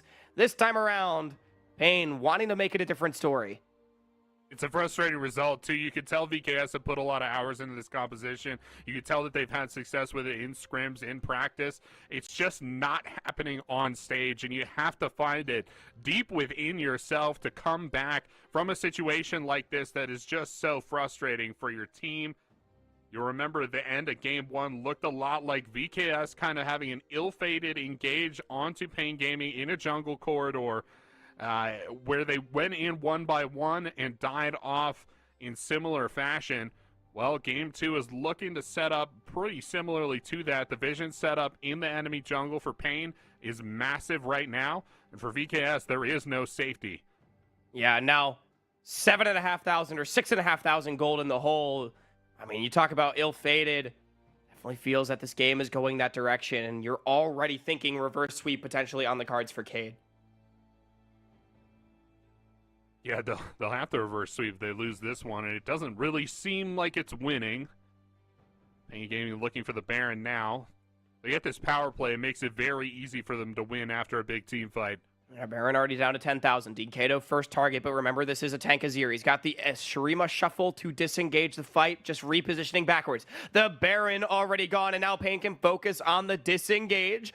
Gigo getting taken lower, but Carioca does jump in onto him. There's not a lot of follow-up just yet, but Smiley is already down to half HP from the equalizer. In on a Titan, but I don't think that's a fight he wanted. Titan with the flash over the wall, and he's already found 2. Now here comes a Smiley despair, but everybody's already dead. Titan finding 3. And Gigo and Leleko scattered to the wind. Titan might even be able to find a 4th as Gigo tries to re-engage the fight. It's Wiser that finds the kill with the Baron in hand and 4 members of Cade Stars down. You might just think Pain could maybe break open the base. Yeah, you have to imagine. So they got the Baron-empowered minions pushing down these lanes now. I don't know if it's necessarily ending. You still have way up. He's got a lot of wave control and 20 seconds on most of the members of EKS, so it should be at least one more fight here, but Pain have got a lot of pushing power. It'll be close. Yeah, it's definitely going to be close. The inhibitor going to be the first thing to drop. I don't think they can end the game, Axeman. I think it is going to be top lane inhibitor, mid lane inhibitor, and then likely one more fight. Dragon Soul spawning in a minute and a half. That you would have to think would be the next thing that Pain looks to secure before closing out this game. But at this point, over 10,000 gold is the advantage for Pain. And with this Baron fight, you would have to think this game is all but a wrap.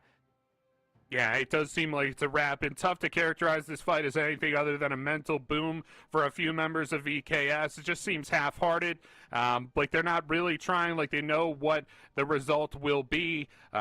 You see Pro Delta still throwing himself at Titan, really trying to get in, but for Jasamus and Smiley, it seems like they think they've already lost here.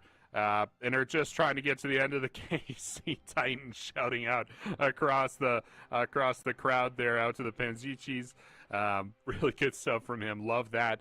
But the Dragon up in 30 seconds should be the next marker for Pain Gaming. They're it looks like they're setting up a death bush, man. Yeah, Jasamis does need to be careful. Was that Pro Delta all the way? Or it's Gigo on a secret agent mission, and now he is spotted. Pain could just turn around for him, but deciding to stay together. I don't think there's really any way in for Gigo. Carioca doing a brilliant job of marking the flank. Azir Tower going to get spawned up just to prevent any sort of move forward from Cade. I think that will dissuade the engage for now. As Gigo is still hunting. Axe, he might be very dead. Carioca landing the Vault Breaker with Wiser here. This is not a 2v1 that the Rek'Sai wins. Maybe Cade Stars just needs to try to go through the front door in the 4v3 on the other side, but that will not happen, as it is simply the top laner of Cade dying for nothing. Yeah, unfortunate there for Gigo, but he was going on a dangerous mission into enemy territory and ends up paying for it himself here. Now it's up to the rest of EKS to play for it. Smiley does a lot of damage. Yeah, speaking of a lot of damage, Wiser having done a ton this game. Pro Delta once again on the Titan, but once again, there's no follow-up as the Rel is already out of the fight. Jarvan being traded, and Axeman, I think that is going to do it for Game 2. Vivo Cade Stars ran back a similar style of composition, but they end up falling all the same. Smiley not able to carry as it has been through these first 2 games, and Pain Gaming forcing a match point, forcing one game away from a date with Loud and another date with Destiny. Beautiful play there from Pain Gaming, top to bottom, just textbook stuff. And you gotta adapt if you're VKS. This is not the same situation we saw into Las Grandes. Pain are super, super dominant, but they're doing it on big, easy to execute, big team fight oriented champions. And you gotta come correct if you're gonna take them down on these champions. I don't think you can give Xayah again away to Titan. I just don't see, if you're trying to play this dive style, it just doesn't make sense to give up this champion. Yeah, I completely agree. I think the Xayah, something that you can't give over. And I'm going to be honest, last game I said I don't think the game plan was a problem for Cade. It was the execution. After this game 2, I'm changing my tune. I think the game plan is a problem because the execution is so bad. Smiley is not stepping up in the way that he did yesterday. He's not stepping up in the way that he did against Los Granges, and I think you just got to go a different direction. This playing towards him exclusively on this Kai'Sa not working. I need to see Cade Stars going a different direction, because I do think Gigo and Leleko are the 2 carries that are playing much better in this series. 100%. Once again, VKS back against the wall. It'll be down to Coach CL to talk his team back into this game. He did it in their last series against Red, talked them back into the victory. And I think that he could do it again here today. You got to get Desamis back on board. Got to get Smiley in the right headspace to win this game. And I think VKS are very much still in it. But with their backs against the wall, it could be down to just one game, Hawk. Yeah, of course. Last thing we'll leave you with before we go to a break. This is not the first time that Vivo Cade Stars have been down 0-2 this playoffs, let alone against Pain Gaming. So if history has told us anything, it is that the Cade Stars might just be able to adjust. But at least through 2, Pain Gaming looking dominant, looking to complete the sweep, and looking to play against their old enemy in the grand finals. We'll find out if they're able to get there when we come back.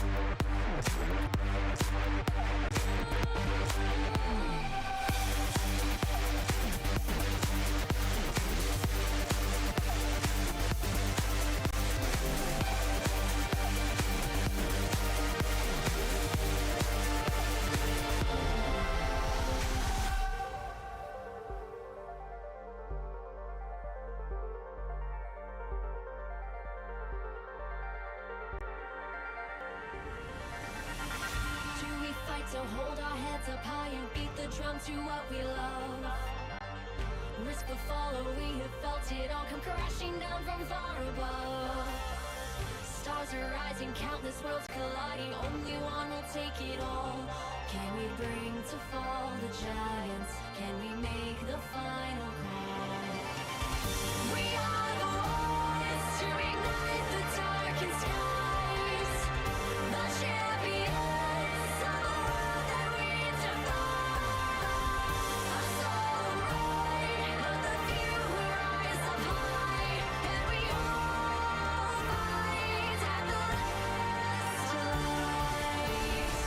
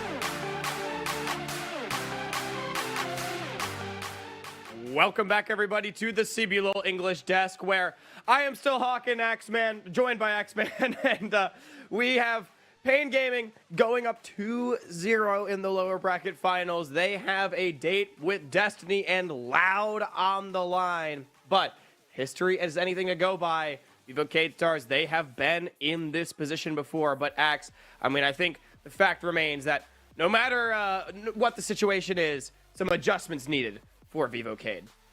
100%. You got to adapt, and you know VKS's coach is in their room right now, or was in their room. They're out on the stage now, talking this team up, trying to get them back in the game, getting their heads into a space where they can win these next few games. It's got to be 3 in a row for VKS, but this team can do it.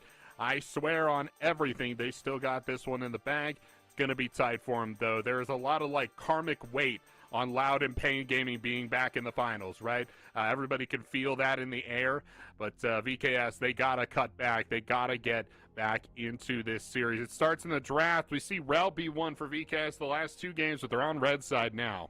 Yeah, and so far the problem point for them has been a couple of things. One, Titan on the Xayah having so much additional safety and damage potential still left up and available that will be the B1 for Pain.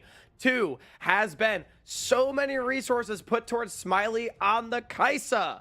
I just don't think it's panned out the way that Cade Stars has hoped, Axe. Yeah, not whatsoever. Could be the Rakan pickup here for VKS, trying to break those 2 up. That would make sense to me. But yeah, I think Smiley might just drop back onto Kai'Sa once again. The execution is the issue, but we've seen good execution on Kai'Sa before from Smiley. It would make sense for me as a vote of confidence for this team to put Smiley back on that champion. We'll have to see, though. It has to be the adaptation from somewhere in VKS. Something has to change. Yeah, something most certainly having to change. I will say, other AD carries up and available. Varus has been something that Smiley has piloted to some success throughout these playoffs, and I think I like this. Denying the Rakan and denying the Vi, not opting for that AD carry matchup until you actually have more information as to what you're up against, potentially putting Smiley into a more comfortable position. It is worth noting those 2 Kai'Sa games that we just saw, Smiley's first 2 losses on the champion in playoffs, so it clearly is a comfort pick, but unfortunately Pain has just had his number throughout the series. Yeah, he totally got his number, right? And if they do opt to go for another champion, I think that would make a lot of sense. Rel picked up here from Karaoke. Could be Curry potentially there as well, as he's not got the Rakan, but it's definitely not going to be Zed. I can tell you that. Hey, you never know. We could be back in season 4. I would be down to see it, but okay, it's probably just going to be Dinkato Azir. I mean, even in the counter matchup against the Hui last game, Leleco actually falling a bit behind, and I think while Leleco played fine on the Azir, or rather on the Hui, it was not as good as the Taliyah, which I think with the Vi getting locked in as well, I would not be sad to see Leleco go back to that pick here on 3. I think that makes sense to me. Really high damage. No! And yeah, you see the Kai'Sa hover again. Ooh. MF was a pick for Smiley earlier in the playoffs. Okay. Pick up there. They're going to lock that one in. Did they have to pick it here, though, is the question. Could they not have maybe just picked the Misfortune on 4? Was Pain really going to ban that one away? I don't know. Because I think Taliyah is almost certainly going to get removed. Ari maybe going to get removed. I know that's not exactly a favorite of Leleco, but I think something he would be more than comfortable piloting. Regardless, with the Misfortune getting locked in, it is a different direction. Something that Smiley has way less of an ability to kill himself on, Axeman. Yeah, 100%, right? You do have less mobility, I would say, for the MF, so positioning still fairly important, but there's just not as much pressure to get within melee range of enemy champions. I think that's what really was killing Smiley, right? Was just having to get in there, get up close and personal with a very strong Pain Gaming composition. He just doesn't have to do that anymore. He's on MF, could play out a little bit further here. We see the Xin Xiao ban come through. They're banning junglers. No Rex side for Weiser. I don't think that was going to be the pick, but he won't get it for Guigo either, actually. So we'll have to see a new top laner for Guigo. And I will say, Gigo having the luxury of the R5 counter pick, I think is really big for Cade Stars. I do think he has been playing a good series so far. Like I said, I think Leleco and Gigo have been the X factors, and they're both going to get the option to play the matchup that they want. So I think this makes a lot of sense. I think K-Stars is, at least so far in the draft, in a pretty good position. X, I also do just want to bring up a stat. So far in playoffs, with those 2 losses, K-Stars is now 1-6 on blue side throughout playoffs. They are 7-2 on red. So, I mean, a completely different story when they're playing on red side, maybe begging the question as to why they didn't go there for game 2. But regardless, here now with the Aurelion Sol pickup, I love this. I love it too. I think Aurelion Sol is so strong right now. You know, I think for me, lack of tape for Lilyko, but that's been Lilyko all split, right? I mean, who knew what Lilyko is capable of going into his replacing Takui? I think he's got more surprises for us in store, and we're about to see all of that play out in front of us here now. Weiser on Jax makes sense for him. He has a lot of games on this champion. On the blue side, red side thing, yeah, man, I mean, blue back-to-back was pretty weird for VKS. I think we're seeing a lot of scrim bucks come through for what exactly they're playing the game around. But difficult to say for sure. Twisted Fate for somebody. And that must be for Weiser, Jack's jungle, yeah. I mean, a composition, you know, anytime you're against Misfortune, you want to have champions that can put threat down onto that champion, right? And I think Jax, even Twisted Fate, Azir, Rel, lot of different things that can interrupt the Misfortune ultimate, because the question you always have to ask Smiley is, if you press R, will you die? And the more you can ask that question, the better it is going to be for Pain. The Udyr getting locked in. We are back to early season 14 here for Gigo. It is not going to be any sort of carry counter pick, simply something that can try to neutralize Weiser up in this top lane. I'm going to be honest with you, X-Man. I think I really like this Pain Gaming draft yet again. I think it has to be Lilyko on this Aurelion Sol that is going to step up if they are going to bring this series back. Yeah, it's been Smiley so often in the playoffs for this team, but Lilyko has also had to pick things up in series where Smiley could not get things going in the first couple games. That was Los Grandes. Even that was red in game 1 last series yesterday. And Lilyko has picked up that slack when BKS needed it to in the past. He's got the champion to be able to do it. I would say he's got the resources to be able to do it in Rakan and Vi here. He's got the support. It's all on Lilyko, man, but holy cow, what a basket to put all your eggs in.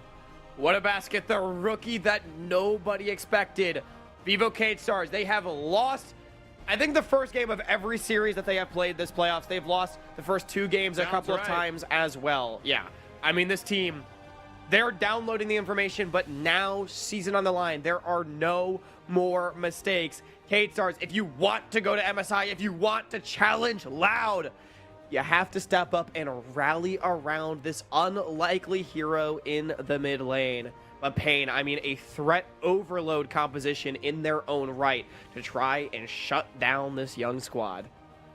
100%, right? I mean, some of these champions on Pain will undoubtedly have to tank up a little bit, have to go for a little bit more of a support style. I would call that Zinkato's this year, more than likely. Of course, the Rel having to tank up a little bit here too. But yeah, threat overload is 100% correct. Everybody in this roster could tear you apart if they have to. The resources are going essentially wherever Pain want, but for VKS, it really is just one guy you got to dump everything into, and that is going to be a huge boon for Pain Gaming. They got to get this mid-jungle 2v2 in, and they will be just fine in this game. All coming down to the mid lane, seemingly, in this third game. Was about the bottom lane, but it fell short for K-Stars in these first 2. Again, I want to reiterate, a date with Destiny on the line. You know Pain want their 4th consecutive grand final, but you know that this K-Star roster, this new look for them here in 2024, wants to prevent it. And X-Man, we are getting some lane swap action here in Game 3. There is no way this is happening. Yeah, fully lane swapped up in the top end there. So who's going bot? Yeah, Gigo?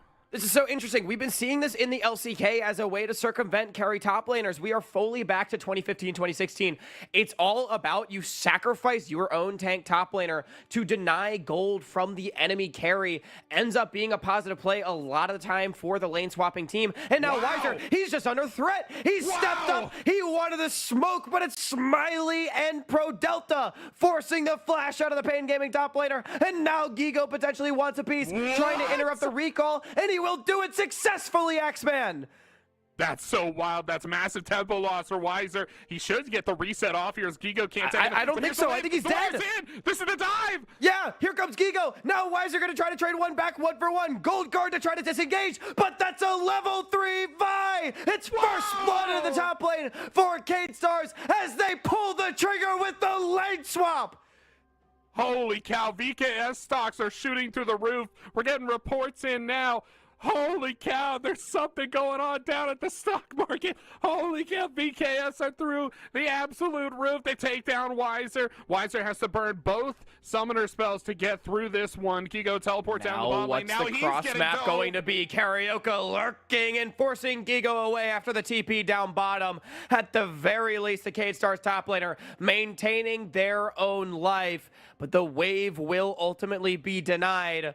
I have to say, though, I think you're okay with your Udyr falling behind if it means this Twisted Fate still level 1, 3 minutes into the game. The tower's now getting worked on. It's already 2 plates over to Titan, and this is the risk that you take if you arcade. Only trading 1 plate due to the additional resistances. It is Titan that ends up being the biggest beneficiary on the Rift.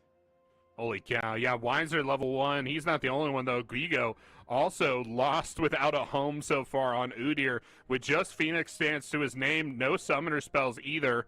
He's going to have to try and find a way to get a couple of levels up out of this bottom lane. And easier said than done. Meanwhile, the lane we had kind of talked up going into this game pre-lane swap, this middle lane has been a little bit quieter, we'll say. Yeah, just the normal time here. There's a Squidward meme, right, of watching everybody running around outside like they're just farming up normally while the lane swap happens. But, I mean, I will say, X-Men, the Pain Faithful, they were hoping that Titan would finally be the one that could help them overcome their demons and see Pain towards a championship. And he is the one poised to carry. We saw that gold toggle. Dasami's the biggest winner out of everything with that additional kill. But we know what this Pain AD carry can do when he gets gold. Now answering the lane swap. He's up on items over his opposite number with the additional added safety of the Xayah. This could be problematic for Cade if they're not able to continue pressing the tempo of this game. Siege Dasami's up top here. Big engage tools from Pro Delta and Dasamis. But Titan's very strong, just like you mentioned, and seems to be keeping them off of the fight thus far. They don't have tracking Karaoke, so, well, they do now.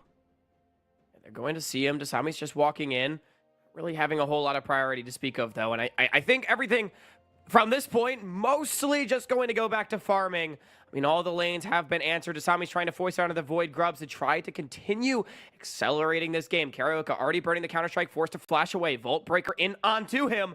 And I think that is going to be a dead jungler. Pain gives up another kill as Cade Stars is first into the river. They're running away with the game. The lane swap coming in huge for him here. Titan's still stronger, but he's the only one on Pain Gaming to have a gold lead. And it's sub 100. Oh, that's flash forward, though. Fury in onto Smiley just to try to disengage his AD carry. Titan feeling the heat a little bit right there, Axe. Yeah, really close stuff. Another 2 grubs over to VKS. Three. Excuse me. It took a second to refresh there. 3 grubs over to VKS. And here's a replay of this fight. Karaoke, I think he's just caught between a rock and, well, VKS. Here on this play. It looked like Curry and Titan were going to rotate over, but they decided instead to just back out. Why would you risk Titan this stage over just a couple grubs? Karaoke misses the communication, and you'll get caught out. Yeah, I mean, Karaoke using everything to go offensive. Clearly, he wanted to contest those grubs. Unfortunately, team just not in position. And Cade, I mean, they are set up in a really good position in this early game. Even Smiley is now ahead in gold over his opposite number when all the dust settles on the map. So, I mean, hey, we've seen them be in good positions before in this series, Axe, but at the very least, so far in this game 3, I mean, you said it. If Cade is to come back in this game, in this series, CL must have said some immaculate things to them in between games. How about coaching up a lane swap? Yeah, no, 100%. You could tell VKS are playing with a whole new level of confidence coming through here. I mean, if I were to mount the defensive Karaoke's actions earlier in this play, it would be to say, why is Gigo there at Grubs, right? They had totally lane swapped him in the bottom lane, and the answer is, like, unmitigated, unbridled confidence. Gigo just saying, you know what, I'm going to go walk over to Grubs right now. I'm going to support my team any way I can because my lane is sacked. Sami's in, no ultimate, and that'll break up the EH.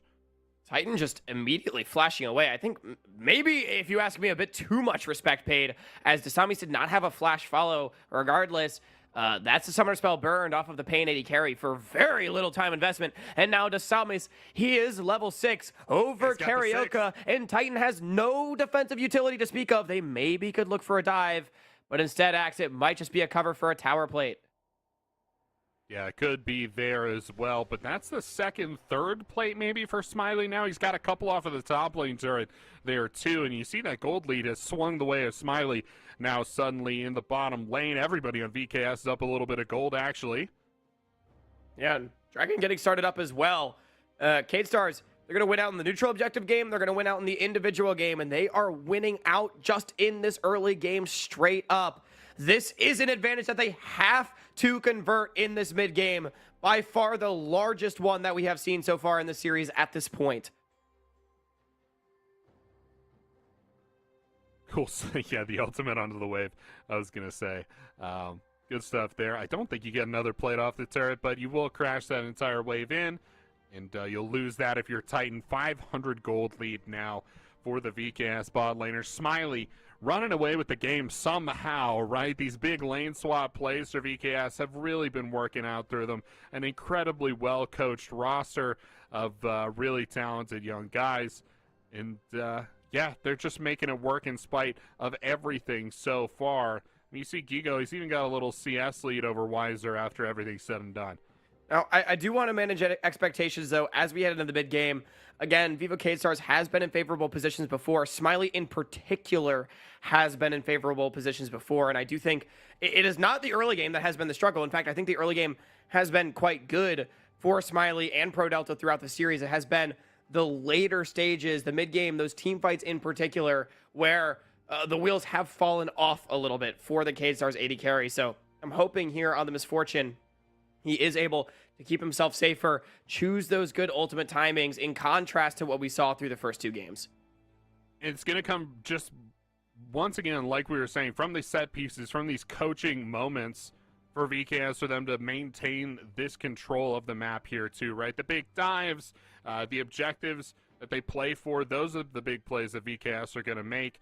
These open field kind of like adaptable, improvised plays that they made in game 1 and game 2 that weren't working out, those are gone. Everything is set up around an objective, around a big play that they've been working on in practice. It is going to be Void Grubs traded for a couple plates onto Titan, at least for right now, though. But yeah, I mean, I am in full agreement with you. At the very least in this game as well, I think it's fair to say that Pain has looked completely unprepared for the lane swap. So clearly that preparation coming in handy as well. Again, has given them their biggest advantage so far. I do think it is going to come down to those set piece plays, though, and how well they can get their ducks in a row, if you will. Dragon, 2.5 minutes away. I expect the game to slow down, at least for the time being, unless Pain has anything to say about it. Shattering Strike, though, going wide means that Pro Delta will be fine. It'll be fine for the time being. Interrupts the back there, too. Yeah, we're just doing a little back scrapping. And forth. Yeah, just a little scrapping back and forth here. Nothing too much to play for. Titan's got... well, they're stepping Pro up. Delta is still walking forward. Yeah, it's going to be a grand entrance onto Titan. Pro Delta takes a tower shot, but not much else. But Pain, I mean, being forced to continuously respect the threat, I think a big part of this game have not really had full information as to where Desamis is a lot of the time. So consistently needing to play defensively for fear that the Vi could be in the shadows. You see the Void Mites really coming in clutch there for Smiley. He's able to push these plates down.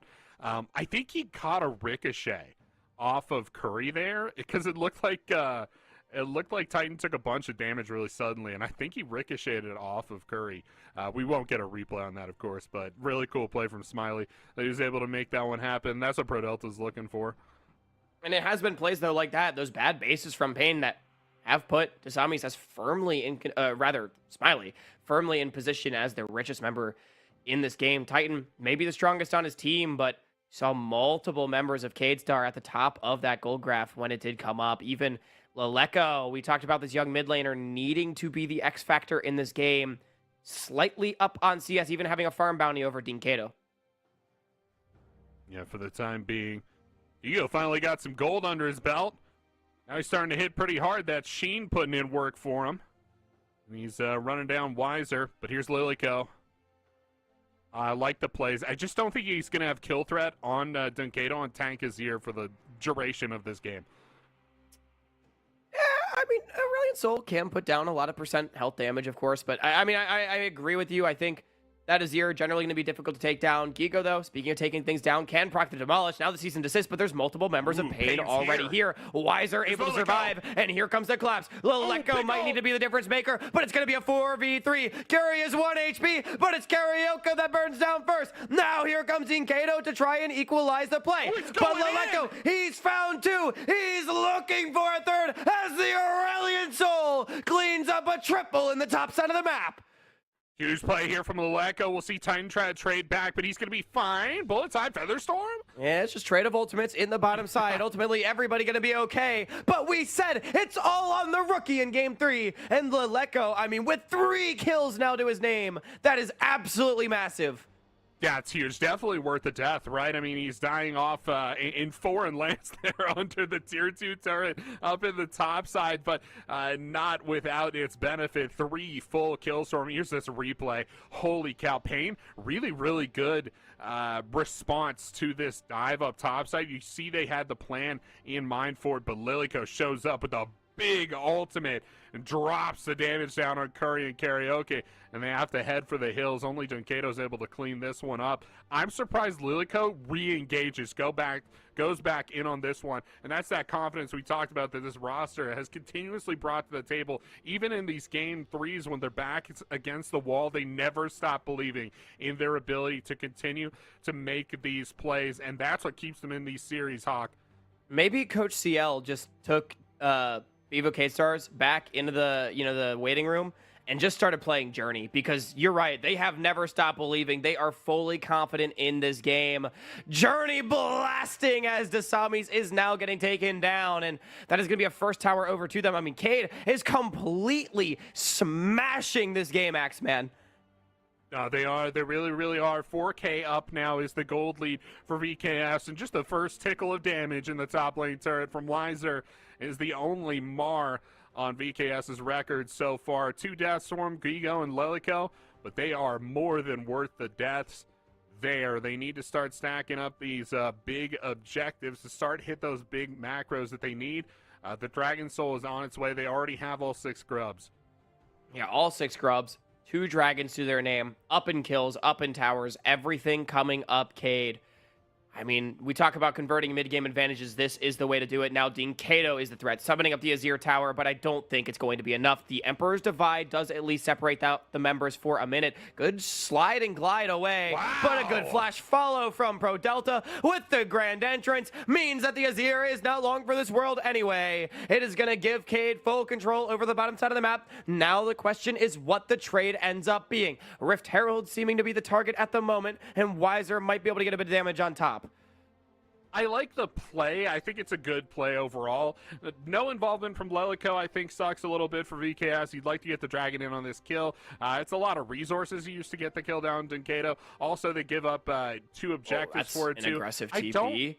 I don't know if it's the best here from VKS, but it's still a play nonetheless. They do get the kill. Yeah, I will agree. I think Pain is actually happy with how that one went. They trade a kill, but they get a tower and a Rift Herald for it, which in theory is hopefully 2 towers for them, which, I mean, map control like that, getting that standing gold can really help bring the game back. With Dragon Soul Point also being 3 minutes away. It's not exactly the fastest dragon stack from Cade in this game, and I do think Pain does still have a lot of team fight options should they be allowed to scale. Of course, they are quite far behind, and the Skies Ascend up and available. Cade Stars simply tempoing onto this mid lane tower, taking that one down. Yeah, they'll get that one out of the mid lane. Maybe rotate down to Junkato again. Junkato, VKS have kind of proven Junkato's not super safe. Ooh, Curry caught out. Potentially getting caught out, just going to walk away. Has his team behind him. Not enough damage follow-up for the Cade Stars. Yeah, not quite enough there. You see that damage graph. It's quite the red valley for VKS so far. That is a big, big swing downwards for this team. Really good stuff for them. Almost up to a 5K gold lead for them now. Huge. You can see the majority of that gold lead is in the jungle in the top lane position, despite the lane swaps. Yeah, very true. I mean, it is interesting. I think maybe the lane swap being actually a reason for that gold differential, because I bet you if you toggled the overall gold, Gigo is probably pretty far behind as well, but it just speaks to how much further behind Weiser is. I mean, he is the same level as his jungler here. This Twisted Fate has been completely shut out of the game. He really has. I'm not even sure what you really try to accomplish at this point with like this ADTF build. Gold card bot. I mean, yeah, right? That has to be the answer. Really. Like, and I will say, at least Twisted Fate as a champion can always provide that utility. Yeah, that's definitely nice. With the teleport and with the gold card there, too. It's going to be good for him. He's not going to be executing on any ADTF win conditions as they're traditionally understood, running anybody down or anything like that. But, yeah, the gold card's coming in clutch from time to time here and there. I don't think it's going to be enough, personally. Curry maybe caught out again. He seems to be pretty safe, though. Yeah, just using the crash down to get away, but... I mean, again, K-Stars, look at this, grouping up in the mid-game, having a small wave, but it might just be enough with the Void Grubs. That tower might even get taken down before the teleport can come out. And now with the first kill going down onto Curie, it is Pain that is forced to run away. That is very deep from Desamis, but the Skies descending all around Pain as K-Stars diving the base 19 minutes into the game. Takeda looking to trade back with the Rift Herald. I don't know if it's going to be enough. VKS have a lot of resources left.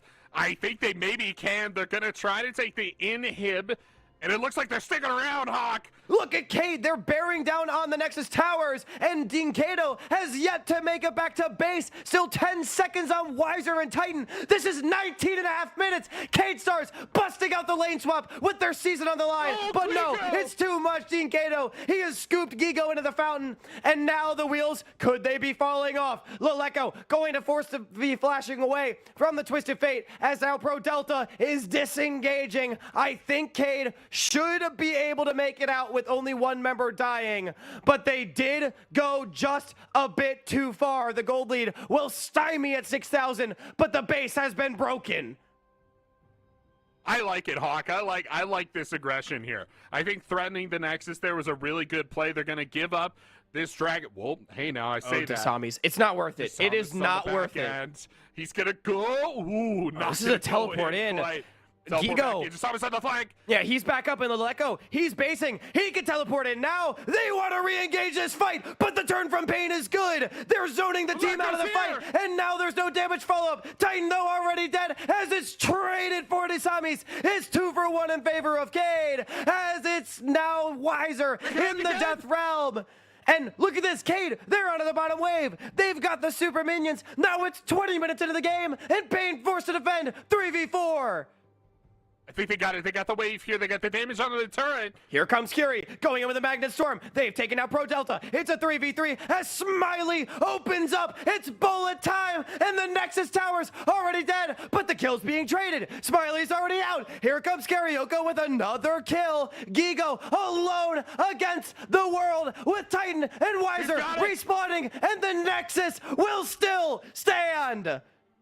Hextech Gates putting in a lot of work on VKS's retreat. Their ability to retreat here, also their ability to deploy here too. Disarm is back out on the map with the Hextech Gates. Huge for VKS so far. That hyper aggression is putting in so much work. Here's a replay of a fight that seems like it was 2 hours ago, but they take down the turret before the teleport goes off. Lilico's here, and look at the skies descend. The call from Hawk on the mic.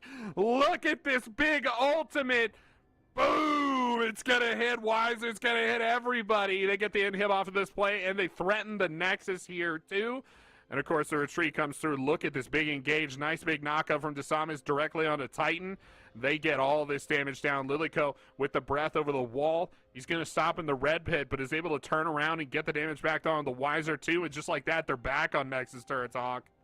Yeah, and Axeman, you have used the word confidence multiple times in this game. K-Stars, backs against the wall, pulling out the lane swap, trying to end the game multiple times pre 20 minutes. That's what it's all about. And now they are back onto Titan as the main carry of Pain has already been removed from the fight. The Baron does at least remain standing. If Pain can only trade one for the play, maybe it's worthwhile. Dean Kato forced to flash away from the bullet time, but it is followed. The zombie sends it onto him as Gigo will rip the Azir's heart out as he melts back into sand. And now Vivo Cade, they are once again looking at the enemy base. Carry though, looking to re-engage. Magnastorm over onto 3, but the damage follow-up is nowhere to be found. The Rel will be burned down as Karioka alone in the front line. He's now to focus as Loleko does get stunned up. It prevents the damage, but it doesn't matter. 4v5, doesn't even, whatever the numbers are.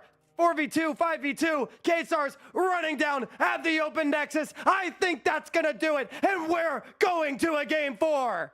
Statement victory from VKS. Holy cow, jumping right back into the series with both feet. If you thought this was a 3-0, you don't know CBLOL. We're back, baby. We got a series on our hands. What an unbelievable game here from K-Stars. Absolutely blasting Pain Gaming, backs against the wall, season on the line, and just like the last time these two teams played each other, we have a series despite K-Stars going down 0-2.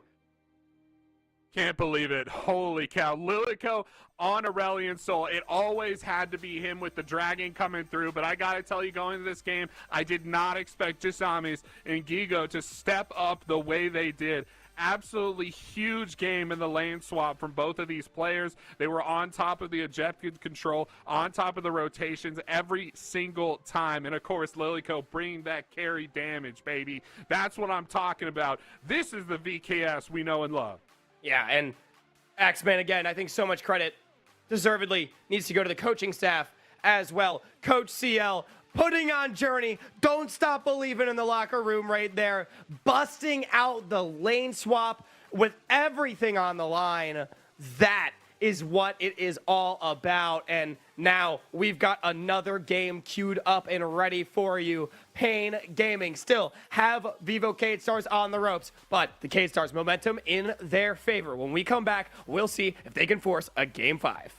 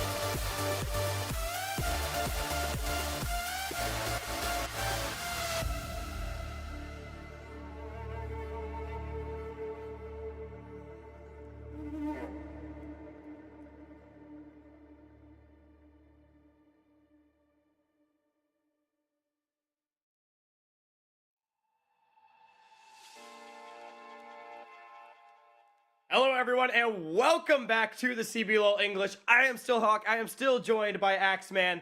And Axe, we're in for a treat. We're getting the first standing Hawk cast in like 2 years because this series, Vivo K-Star, is making it so interesting, and it is time. You know, I think the energy only going to increase as things progress. Yeah, it absolutely has to. At this point, I know it's still VKS who are in sudden death, but it doesn't feel that way, right? Everyone's eyes are on Pain Gaming to see, like, what are you going to do about that, man? Because that was very convincing for VKS. Holy cow. I mean, there was a situation in this game where potentially VKS could have ended at 20 minutes, right? I mean, it could have been over so quickly, and it was just a very thin margin. And Kato on the reset from that top lane push that allowed them to stay in the game. But even so, very dominant victory from the Vivo K-Stars. Yeah, I mean, there was a moment that game, they were knocking on the Nexus towers before 20 minutes. That is how crazy that game was. And I mean, definitely a statement win for K-Stars pulling out the lane swap. We talked about the coaching in particular as being a big aspect of that game. Mid-jungle, Leleco in particular, the young rookie stepping up to be the hero when K-Stars needed them most. I will say, though, to manage expectations going into game number 4, a very non-standard game. Pain clearly caught off by the lane swap strategy of K-Stars. I do think it is important that despite how one-sided that game was, Pain has so far outperformed in standard sequences. So I think the question remains, can K-Stars continue to throw Pain off their game and take advantage, or is Pain going to be able to neutralize whatever Cade is going to throw at them here in game 4?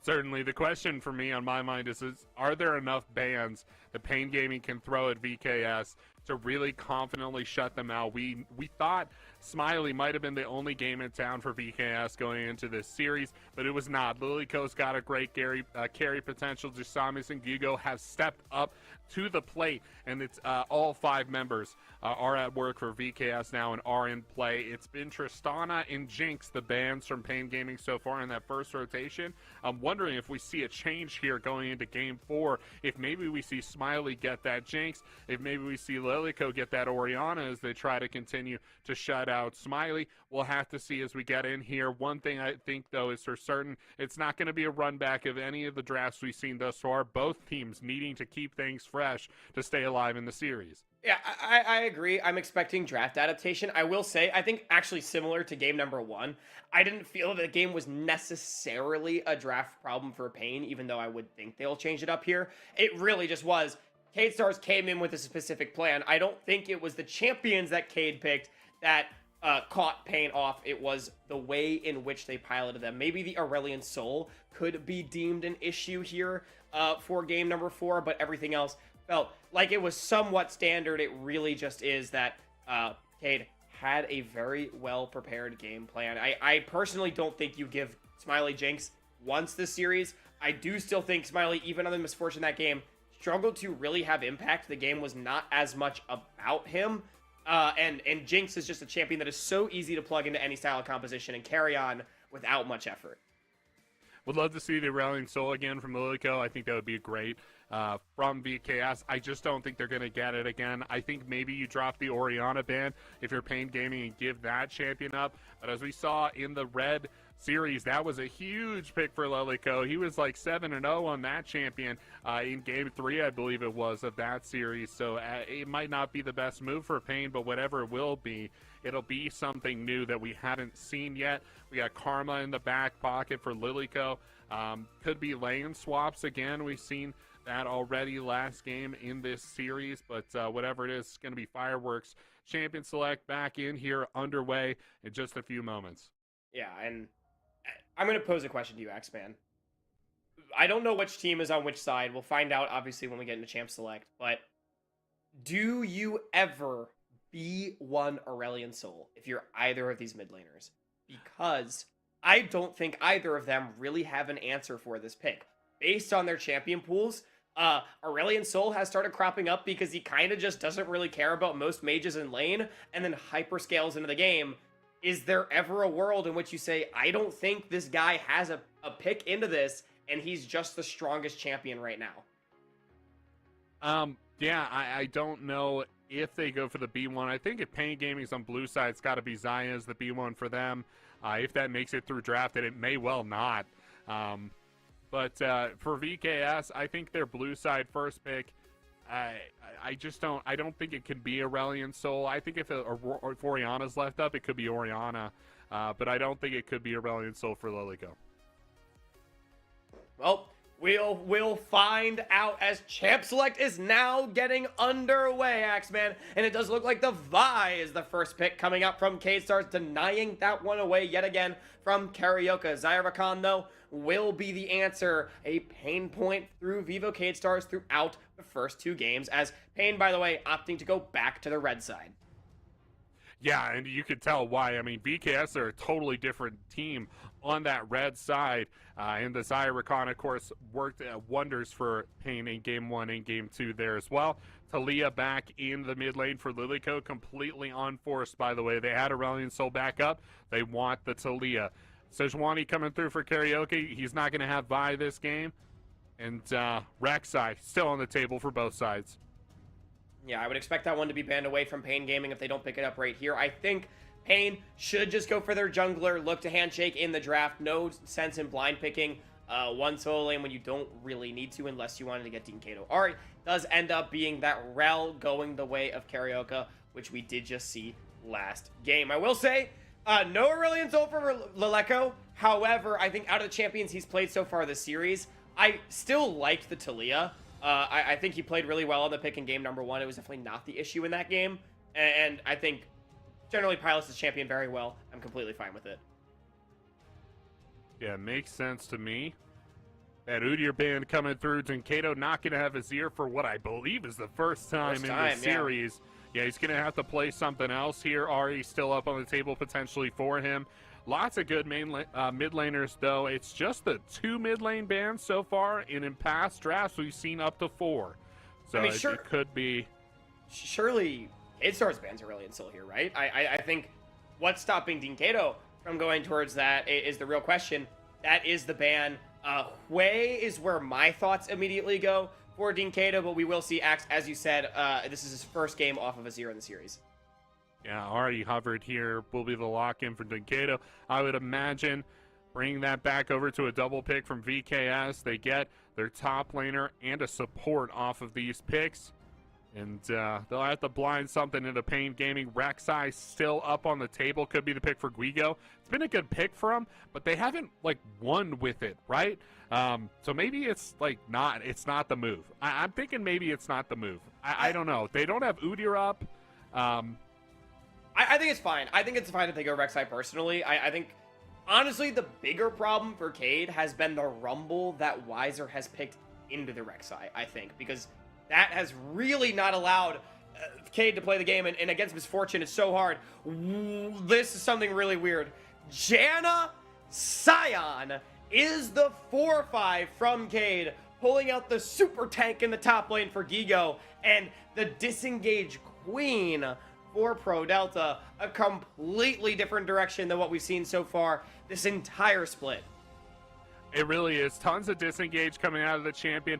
A much better, like, level 1 to 3 as well from the Janna, which is something that VKS didn't really have the first couple of games. It's been tough for them in this lane, but honestly, with MF Janna, I think they got a great couple levels coming through in this bot lane, which could really switch how things up for how VKS operate and could lead to a better result coming through. You got Jax up for Weiser here into that Sion. I think that's probably going to be a nothing lane, just kind of getting to the late game. Maybe some rotations of Sion we have to worry about. But other than that, we're really back into a position similar to Game 1 and Game 2, where VKS were really struggling, but they got some different champions. They got a new look, and of course, they got a fresh injection of confidence back into their system. Is it enough to push them over the line? And that's going to be the question, because Pain, yet again, going back to a full comfort style composition. They've got really good team fighting across the board, good mid-game with the Ahri, scaling with the Jack Zaya. I mean, clearly, with even K-Stars throwing a wrench into the works, Pain so confident in their champions that they can pick them regardless of matchup anyway. I'm really interested in this Janna pick here for Pro Delta, because this is a champion that I feel like so often feels incredibly useless in any game that it's played. Like, yeah, it disengages really well, but That's all it can really do, right? And it can't really provide much else. I will say, it looks like a great pick this game. Against Rel and Rakan in particular, Janna can be a really, really strong pick. My main concern for Cade Stars this game is I do think they have a relative lack of DPS as the game goes later. Yeah, I think they got a lack of damage, like, going all the way around. I do also think a lot of the weight, a lot of the burden of this composition is back on Smiley. And remember, that's not how they won in this series, right? It was when it was on Lilico. It's when they gave him the carry potential, gave him the resources. But now it's back on a Smiley. It's back on a MF, which had an okay game. I wouldn't say Smiley's MF really won them the game last game. I think it just kind of held on. Yeah, it was fine. It got ahead thanks to the lane swap and didn't really need to be what won the game. But back on the MF, back onto the Rift, now for game number 4 between Vivo K-Stars and Pain Gaming. Pain wanting to find Loud in their 4th consecutive final, but K-Stars wanting to bring this new roster there and force a game 5 on the way to getting it. What a series it has already been so far. Cade already some more level 1 shenanigans, potentially getting scouted out from their opposite number as everybody walking in, but no bloodshed to be had at this moment. Yeah, nothing just yet. It's only the most diehard Panzichis that really want the series to end here. I think every CBLOL fan kind of wants this to go to Game 5 to really see what both of these teams have to offer. I know I do, but I think if you ask some members of our broadcast team, maybe they want it to go the other way. Karaoke got out. I don't know. I feel like RMC's loyalty to Pain is less than his loyalty to the CBLOL as a whole, as we already got the action going. Ooh. That's going to be a first blood going the way of Gigo, but decisive is answered in kind. Pain trading 1 for 1 in the jungle, but it's both junglers getting taken out, meaning that their clears will be delayed. At the very least, first blood over to Gigo does mean gold positive for Cade. Yeah, Karaoke will have to start on the top side of the map here, too. As Jasamis also passed that way, too. Could be 4 camp in the bot lane. Could be full clears, too, as the fates are kind of uncertain for both junglers. But for Jasamis, at least, no invades, I don't imagine, into Karaoke's jungle. I think he'll play it a little bit more straight. Titan walking into lane with a bunch of damage onto him. And Pro Delta is going to exacerbate that issue for Pain Gaming there, too. With the W poke, already we see the difference between the Kai'Sa lane for VKS and this MF lane. You got to watch out for ricochets if you're Titan. You got to watch out for big W procs if you're Titan. And those things combined to this position, VKS have Pain in where they have to stay back off of the wave. VKS are going to hit level 2 first. It's really solid. It's a good position for VKS to be in. I mean, Pro Delta even zoning them away from the experience. Definitely the strongest 2v2 we've seen from Cade Stars this series, as we can take another look at this first blood. Yeah, Karaoke tries to get over the wall here, but just caught out by Gigo. Jasamis goes down as he's in a poor position. But Titan actually walks into lane with a lot of damage already on him. Takes a bad trade. Look out, though. Gigo under threat. Weiser already being taken so low, but he's got the counter-strike, which should mean a kill into the top lane for the Pain Gaming top laner. Karaoke ends up being the one to secure it, but look at bottom. It is Vivo K-Star zoning Titan completely off of the tower and leaving Curie alone. Leleko even making his appearance as Dasami's moving down. 4 members of K-Stars looking for the Pain Gaming support as he's trying to buy time. Teleports up and available coming through from Dean Kato just to answer the play. That's a lot of minions denied though from Titan, but at least no kills going down. He's 2 levels behind, level 1 there on the Xayah. Even as Smiley is level 3, he's going to take the reset back in. Now that Cole putting in work for Smiley. Curry caught out! Diving in, Ignite getting thrown down. I don't think there's any follow-up to be had, though. There's no engage on this Janna. It's only disengage. But the other piece of the puzzle coming to fruition here for Cade Stars acts as it's the stronger 2v2 for Cade, but it is also the stronger mid-jungle. They are the ones with the Vitalia, meaning Pain going to have to be very careful in the early game on this bottom side of the map for threat of multi-man dives. Really do have to be more careful. They're trying to crash this wave in, but Jasamis is here. Jasamis once again coming to cover. No flash on either of the Pain Gaming bot lane, and now they know that they're under threat. Titan, I don't think there's a way out, but wow, Jasamis actually going to call off the play, and somehow Pain Gaming survives. I I think it's just a Smiley mana diff again. The mana issues for Smiley have been looming over him throughout this series. Wait, Titan steps Leleko up. finding Titan. He's full HP. I don't think there's any kill. Not enough damage on the level 4 Talia to find the one shot. But yet again, Leleko showing his propensity for playing around this bottom side.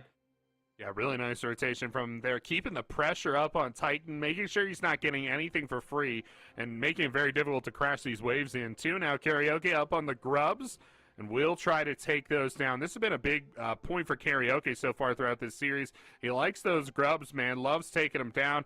Red side is all where it's at for these grubs. I think it's just last game, of this series, where Karaoke got caught out around looking for grubs. But he gets them here this game.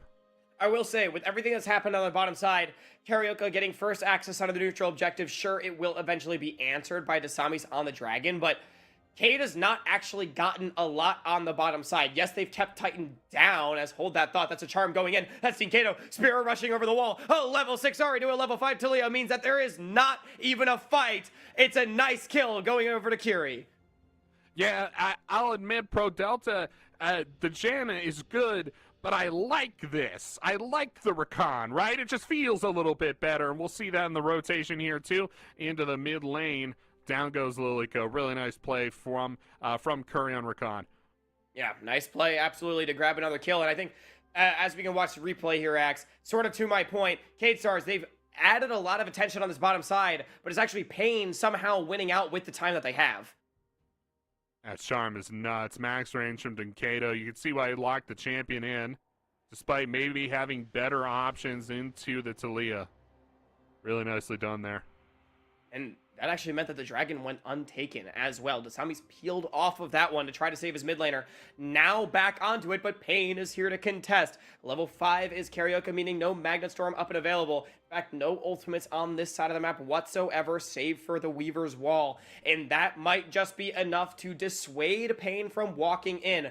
As I say that, Kiri first to grand entrance over the wall as Karaoke now wants to fight. Here comes Titan, flashing onto Dasamis. It is Karaoke, but Titan forced away with the ignite. And it is Dasamis at least surviving, but the Dragon now in the focus of Pain as they have the health bar advantage. Vivo Cade Stars, though, they are still moving back over. I don't know if this one is done, Axeman, but I don't think Vivo Cade Stars can walk in. Dasamis wants to play for the steal, and he gets it! Dasamis with the clutch fight, and there's a Gigo in the fight! Here comes the Scion as the kills have been traded 1 for 1. Now they want to find Kiri, who is low HP and running away, but I think he's going to get out. And with Dinkato running for the hills, it's only a 1 for 1 with the teleport committed for Cade. At the very least, a Dragon was secured.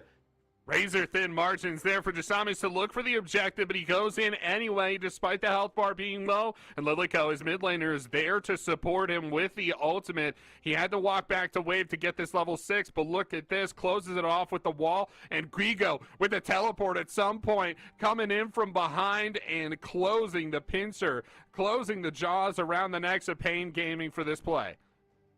Now Gigo back up to the top lane, Wiser with that free time. We know what a free scaling Jax can do, especially when it is a free scaling Wiser Jax. Axeman, as this is going to be a menace on the side lane that Cade will struggle to deal with as the game progresses. Despite having the winning mid-jungle matchup, despite having the winning 2v2 matchup, Dinkato standing at the top of the gold charts, the gold in favor of Pain, and only the Dragon going the way of Cade. Yeah, just the Dragon this time around. It is that first Dragon pretty late into the game here, too. 8:30 on that objective. Yeah. We've seen it go earlier so far in this series. Not great. You can tell the game is a little bit more contentious now. Objectives seem to be free-flowing so far in the series, but now both sides really fighting over them, not willing to give up anything on Summoner's Rift for free. Yeah, I mean, Cade having a composition that wants to stack towards those dragons. I think the denial of the dragon take earlier with the kill on Leleko really slowing down the game in a way that Cade Stars did not want. Wait a second. Yeah, lane swap now coming out. Gigo, level 8 Scion, does do a lot of damage. Fortunately, Titan will be fine. However, lane mismatch, I think, currently favoring Cade Stars. Yeah, it feels that way, right? It feels a little bit better for them here, too. I just feel like, ooh, here we go, being engaged. Ooh, Prodelta going to be forced to flash. Prodelta, very respectful right there, despite the 3v3, did not want to get one shot, only level 5 on the Janna. Seems, as you say, very contentious at this point in the game. Vivo Cade Stars starting up the Void Grubs with the first move from Leleko. And Gigo can be here first. Pain, I don't think you can fight this. Titan is free pushing in bottom, but they want to go for it anyway, Axeman. First grub already has been secured. Second one from Dasamis due to the early smite from Karaoke. And Pain, with that, will run away, trading 3 for 3 in the Void Grubs in the end. Nice. Splitting it both ways gives you a little bit of true damage for both sides, but no Void Mites. And no... Jeez. Narrowly dodging Kiko's ultimate there. That would have been very damaging for a Titan, but he'll be fine. Yeah, splitting the grubs up both ways means both sides are going to have a little bit more pushing power, which is nice. It means this game could be over quicker, and both sides have to be a little bit more careful about the type of fights they go for. Whether or not that's going to have any effect on how this game plays out remains to be seen. But I like it for VKS, man. I like having this pushing power. I like getting the grubs because we've seen them go for the throat in the last game, and that's how they end up winning, right? Just laying onslaught onto the Nexus turrets, trying to end the game as quickly as possible. We oftentimes, in that pushing situation, say it's a disciplined approach to take the reset. Total lack of discipline, maybe an overload of confidence on the part of VKS. But, hey, a statement is a statement, and it definitely put Pain on notice that the series is not one for them yet. But, Axe, I think we might have a game-deciding fight in 1 minute and 10 seconds or so with the spawn of the dragon. Vivo Cade Stars, with this composition, I think they are required to stack dragons if Pain can prevent that. I think that is a massive win condition for Cade Stars that may not come to fruition. No, I don't think it... I don't really think it could either here. Everybody's got their ultimates up, though. Got plenty of summoner spells up here, too. Flasher Curry still looking it's to a take good up time for Cade to fight. Yeah, it could be a Jasamis ult on the bot side here, maybe looking for Titan, but they're going to hold on, just like you mentioned, for this dragon fight. There's not enough time left to make a play beforehand. Vivo Cade Stars, though, grouping up as multiple members, seeing if they can find a member of Pain Gaming, remove them before the fight even starts again. This is a time that Cade wants to fight. They have to stack dragons. They have their first item spike on their Misfortune. It would be the time to go. They're taking their resets now, but I don't think they can. I mean, Pain, they have control over the river. It was Cade that overloaded bottom first, but look at the littering of red wards into that river. Somehow, Cade will be the ones forced to face check into Pain. Here they go, though. Going on to Titan. No Featherstorm just yet. Already taken so low. Is able to disengage for now, but that's 5 members from both teams. Massive disengage comes out from the Jaina. It's the Samis into the back line as the bullet time goes across multiple members, but it's Pain finding the first kill. Now Karaoke, he's on to Smiley as the Misfortune has been taken down. Wiser in the middle of everybody with the counter-strike going over the head. He will eventually drop as it's 2 for 2 going either way, but the health bar is ultimately favoring Vivo Cade Stars. BKS pulling out of a hat there like a magic trick. Really looked like they were going to drop the fight to Pain Gaming, but they're able to force Titan back off. Pain Gaming, though, potentially looking about to contest, just trying to defend their tower as Gigo, so big on the Scion, already incredibly tanky at this point in the game, but it is going to be Cade disengaging as we go into the replay. Axe, Dragon still untaken. Yeah, beautiful replay here from the observers. Jasamis able to drop lots of CC on a Titan. Featherstorm forced out. We'll see this get drawn through the majority of VKS on this play. You see that come through Jasamis, but the bullet time comes through, and that'll force so many members of Pain back off of this fight. It's just unfortunate. Smiley goes down just a moment after, but Lelico is able to close this fight out on the back end and force Pain to head for the hills, but still no dragon taken. You'll see, though, the Vision game has very much swung back the way of VKS. And ring the bell for round 2, Axeman, as you say, Vision game did swing in the favor of VKS, control game in their favor, but Titan missing the flash feather pull as Smiley able to walk away with nothing burned. That is a massive commitment from the Pain Gaming AD carry. You would have to think that means Dragon to Cade. As I say that, though, Dasamis, the Vija's base, Pain Gaming's onto it. They're going to give away the objective at the end of it all. Are you kidding me? Yeah, they totally give it away here. Initially, I thought maybe he didn't know that he was on Vision, that they thought that they had established Vision control. But after the reset, he passed back top, so they do really just give this away for free here. They might go down as for the full well. engage. Smiley does not have the disengage, but it is Pro Delta on the Janna that ultimately keeps him alive. Both summoners burned, as now there are 4 members of Pain in the area. Pro Delta has a flash of his own as Weiser shows up to the party, doesn't even need it, is able to walk away. Smiley with the recall. It is just Pain likely going to be taking this bottom lane tower, but look at Guigo up top. It's a clutch recall from Smiley. I know he was holding on to that one with both hands, maybe covering his eyes with his hands or something like that to get the recall off. But Guigo pushing top. It'll have to be the response from Titan and Curry with the lane swap. Meanwhile, we see Rift taken by Desamis in the bot lane from VKS up in the top side of the map, trying to maintain control of Summoner's Rift. And Guigo is quite strong on this Scion, a clutch survival in bottom. Pain trading their top lane towers for that play on bottom, really wanting to elevate with the kill. They did at the very least get the dragon. Again, I believe that Cade Stars for them, dragon stacking going to be critical. Foregoing that win condition for gold, definitely a risk that we will have to see whether it pays off. 1,500 gold in the lead now, 16 minutes in. I like it, man. I think it's going to pay off. It feels that way anyway. But we'll see as we continue through. Curry getting out of the situation he was in. And lane swaps coming through. You see the assignments. Some interesting ones. Lilico on the side lane with Jasamis with the hover. Meanwhile, the bot lane's trying to stay off the map. Limited success. Trying to keep things mysterious for Pain Gaming. We'll fight nice in the river. Seismic shove, though. Karaoke actually taking a lot of damage. Curry forced to help disengage his jungler, but that is going to give some control over to Cade Stars, who have multiple members looking towards this mid lane.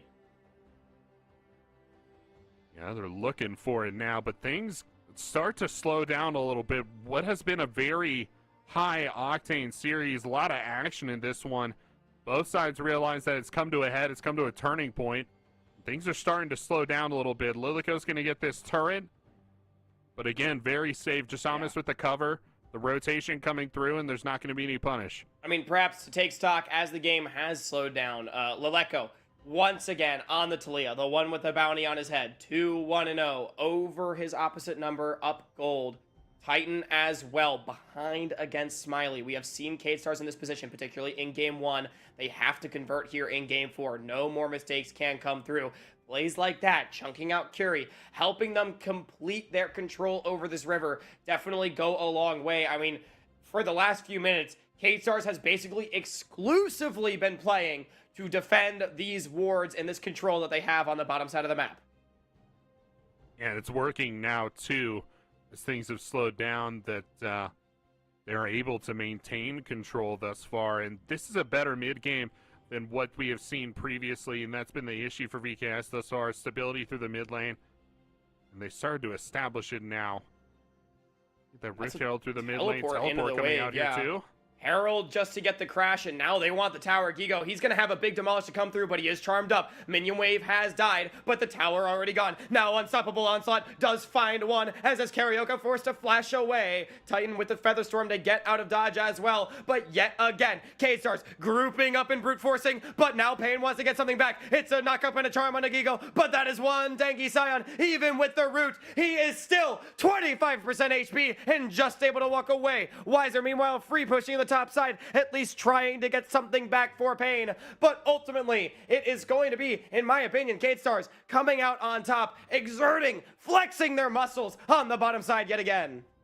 Yeah, good stuff from them. We like to see them playing confidently in the mid lane there too. Lilico using the ultimate down the mid lane, trying to pick somebody off. I like the play. Those are those kind of tempo plays that we saw have some great success in the first few games. And, of course, that third game working out really well for them, too. I like to see that they're still trying to make these big things happen, not just playing it slow. I think that's definitely how VKS start to lose this game, is just playing the game out slowly. MF doesn't scale as well as Xayah does. They need to close this one out, ideally in the next 10 minutes, Hawk. Well, Axe, I've got good news for you. We might just see another fight to continue accelerating the pace of this game. Dragon up in 3 seconds. Titan critically. No Feather Storm available means a lot of vulnerability for the Pain Gaming ADC, and in fact does mean that, much to our dismay, there will not be said fight. Simply Pain giving this one over. They got the earlier dragon, meaning not required to fight this one on bad terms. Yeah, nice control from BKS. They established nice vision lines here, too. We've seen this from Pain previously, kind of setting up Baron at 20 minutes to really threaten it. I don't think BKS take this bait. I just don't think there's any way you as a professional League of Legends team think that Pain rip this Baron at 20 minutes. I just don't think it's possible. And I don't know why you would push in here unless you thought you had a good angle. At the very least, Pain trying to exert their control, perhaps do some of what Cade Stars forced on the bottom side of the map, but this time on top. Now, though, the resets will come through. Cade should be able to make a retake. Yeah, there's just no control from Pain whatsoever. VKS are taking everything that they want. Easy vision lines set up. Easy battle lines set up for them here, too. Pain are going to have to work their way into the objective if they want an angle on it. Still early, though. I think this is mostly posturing more than anything. Getting those vision lines down like we talked about, and Pain not showing a lot of interest in fighting over them. Now, the game going to slow down yet again. Axeman, I mean, I think this is the slowest game we've had so far in the series. The mid game exploded a little bit, but now 21 minutes in, only 10 kills total. We've not seen a fight in the last few, as it has been mostly Pain trying to avoid the mid-game aggression from Cade and instead get to those big 5v5s on even footing, which is where we have seen Pain shine in this series. Yeah, it's where they've done the most work, right?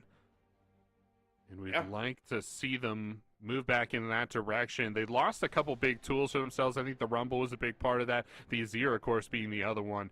Those big shuffles helping them out in the team fights. But they got the Ahri in now, and I think that charm comes in handy. They can get an early pick. These team fights could still be huge, like you mentioned. I mean, we're just waiting. The kettle is at a boil, right? You can hear the steam coming out the top, but it has yet to burst with this pressure. I mean, both sides, you know, just setting up for these objectives. I'm honestly expecting there to not be a fight until the next dragon, still in 2.5 minutes. I think we're going to see a lot of posturing around the Baron, but I think, to your point, Axe, we're not going to see either team really start the objective up. Yeah, not yet. I would put the Baron at 25 minutes post next dragon. That's where I would put it right now. They're just kind of maintaining Seems like control. a fair take to me. Yeah, they're maintaining control of the area right now. Kato, though, walking into a season assist. Vi Talia combo, a really nice pick coming through. Vivo Cade Stars now 4v5 on the map. Can they start the Baron? That is the question. 35 seconds on Dean Kato. That is a teleport coming in from Gigo, but Dean Kato will have a Summoner Spell of his own available when he's back alive. Yeah, timetables have definitely moved up now. VKS are going to try and rip Baron, but Pain Gaming, they're over the wall. They got some vision here, too. Pain Gaming does still have a lot of ability to fight. All they have to do is delay until Dean Kato respawns. But the Baron already down to half HP, and our Vivo K-Stars, are they really committing to this one? Now they're stalling the take at 5,000, not wanting to risk this fight.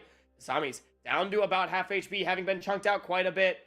Down to 4,000, down to 3,500. It is still getting burned. The longer this goes, the better it is for Pain. Here comes the teleport, and Vivo K-Stars finally get what they came for. But now, the Baron's so low, neither team sure what to do. Eventually, everything will reset. It is a teleport traded from Gigo and Dean Kato, with the Dragon spawning in a minute 15. Huge replay here. Big pick onto Dunkato. I love how the ward gets dropped out, and Dunkato goes up and autos it like, my lucky day, a free ward. Bro, don't you see a penny in the middle of the street? Have to go pick it up even if a car's coming, you know? Like, we've all been there. Can't believe it. Yeah. I can't believe that worked, but it does work. They picked Dunkato down, and they try to bait Pain Gaming into a bad team fight there. They're not able to quite get the success that they were hoping for, but they do accelerate this game a little bit further there, putting Dunkato back. Axeman, tell me this honestly. If you saw like a nice Andrew Jackson, a nice crisp $20 bill in front of an 18-wheeler, you'd risk it. Oh, even without the Andrew Jackson, yeah. I'm right in there. But, exactly. You'd risk it. It's the same concept. Yeah. It's the League of Legends version, you know? Absolutely. Just crossing the street, I throw it all away. But Dragon up in a few seconds now. Yeah. Dragon Spawning in 10 seconds. You know, no more Andrew Jacksons. This is the big Benjamin right here. Everybody gonna want this dragon as Pain.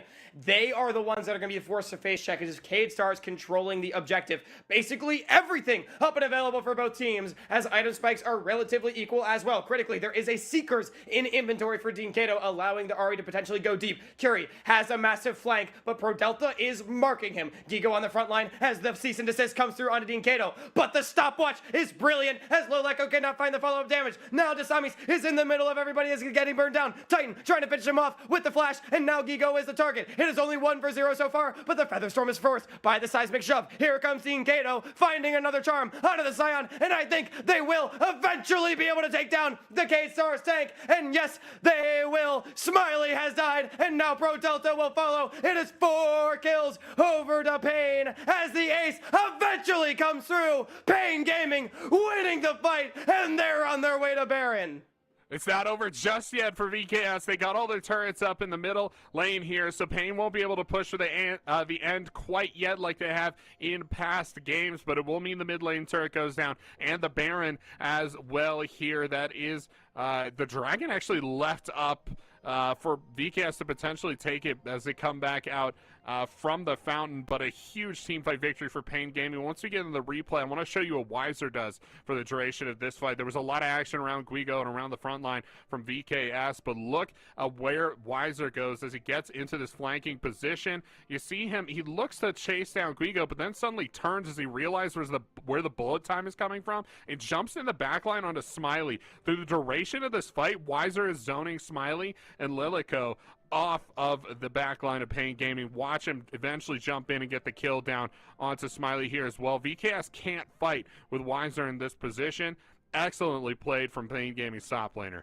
Back to live, though. There is another fight. Gigo getting burned down on the front line. Vivo Cade Stars did secure the Hextech Soul Point, but here comes Pain. Charm critically going wide for Team Kato, which I think will mean the end of this fight.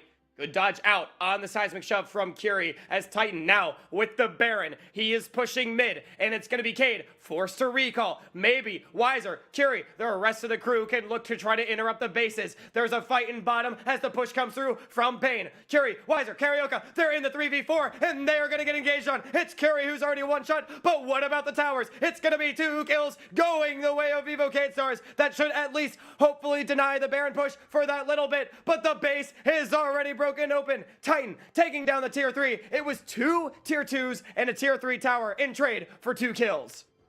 Yeah, really good stuff here for Pain Gaming. They get the macro gameplay down pat, just the inhib left up there in the middle lane with the Nexus turrets, and Pain Gaming get almost everything they want out of this power play, up 2,000 gold on this power play. Yeah, 2.5 up over VKS now. They'll have to make the comeback if they want to stay alive in this series. The game score, of course, is 2-1 for Pain Gaming right now, and a third victory would mean a victory in the series. VKS with their backs against the wall. They have to win this game, Hawk, and they're down, so it's got to be a comeback. A comeback it is going to have to be.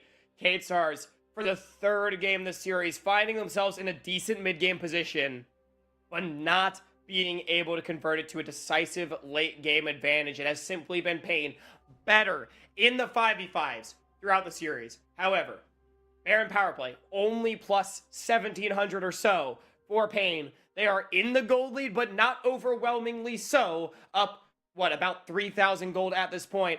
Yeah. 28.5 minutes into the game. That is not overwhelming by any means. Cade very much still in this one. Again, season on the line. Yeah, this could be the final game of their season. But VKS, they got some fight left in them. We've seen it already in the previous game. Curry maybe picked here. Jasamis wants it. He's not going to find it, though. They're still fighting over vision in this jungle. No objectives really to play for. Both sides just looking for picks. And Pain Gaming still pushing in these side lanes. And Cade continuing to group very heavily. Oftentimes dropping these minion waves, looking for the fights. This is how, Pain, I think, typically ekes out their gold advantages over Cade. Is Cade, if they're able to make the big play work, then they come out on top. But anytime it doesn't, Pain incrementally stacking that little bit of extra golden experience on their side can really add up over time. Yeah, it really can. as they continue stacking up the gold here. Big engage potential from Curry. You want to keep your eyes on that one. Of course, the zoning as well from Weiser once he joins these fights. If you're VKS, you have to watch out your flanks because Jax is going to be in them, and he's very strong now at level 16. This is going to be a question for Cade. Who is able to deal with the Jax, and who is able to kill Dinkato and Titan? Yet again, stopwatch active in the side of Dinkato, and it's going to be a charm landing on Gigo. Good unstoppable onslaught to get him out, but that is a massive cooldown burn and a lot of control going the way of Pain. Look at how much of Cade Star's jungle they own, and with Dragon spawning in a minute 15, it's going to make it very difficult for the blue team to secure their soul. Yeah, and that's something we've talked about a couple times now. The pick potential from Pain is massive. With the Janna lock-in from Pro Delta, VKS foresaw a lot of pick potential there in favor of disengage, but it just hasn't really paid off for them as much as maybe they would have liked, as they just don't have the tools really necessary to lock up champions like the Xayah. Have had a lot of difficulty dealing with Pain Gaming's backline so far. Yeah, I mean, look.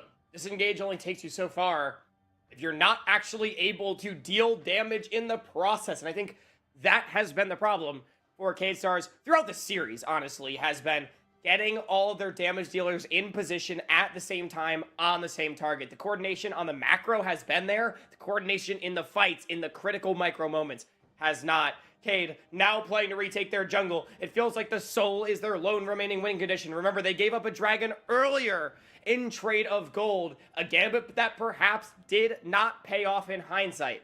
They have to win this fight. Gigo pulling the trigger, but he's going to find nothing. Now, Curry into the backline. He's going to find two as the seismic shove goes wide. The Janna does interrupt the disengage, and here comes Vivo Cade. They've already found two, but Dinkato, he's charmed up with Echo as the Tulia's out of the fight. Titan equalizes the kills 2 for 2 at this point. Cade Stars, they at least go even, but it's all on Smiley as a pause comes through. Pause coming out, no idea what it could have been. It was definitely something before or during this fight, and you cannot pause in the middle of the fight, so the pause will come down afterwards. But something in that fight, wow. Both sides will be looking to see what exactly it was that could have been the matter. I'm not 100%. You got to imagine it's not a bathroom break. I mean, both sides are locked into this one. But a very close fight. Let's talk about that just a little bit. We mentioned that the difference maker for VKS would have to be dealing with Jax on the flank, and they did that impeccably. Pain Gaming played that exactly how we thought they would. Big front door entry from the majority of the roster, but Jax on the flank, and we see Gigo actually disengaging and moving back through his own backline to deal with that threat. Really, really effective gameplay here from him. We saw the bullet time dropped solo onto the Jax there too. So VKS, really good adaptation in these team fights. Of course, they end up dropping a couple members on the back end, but they go even incredibly in a team fight, which is probably the best they could have hoped for, Hawk.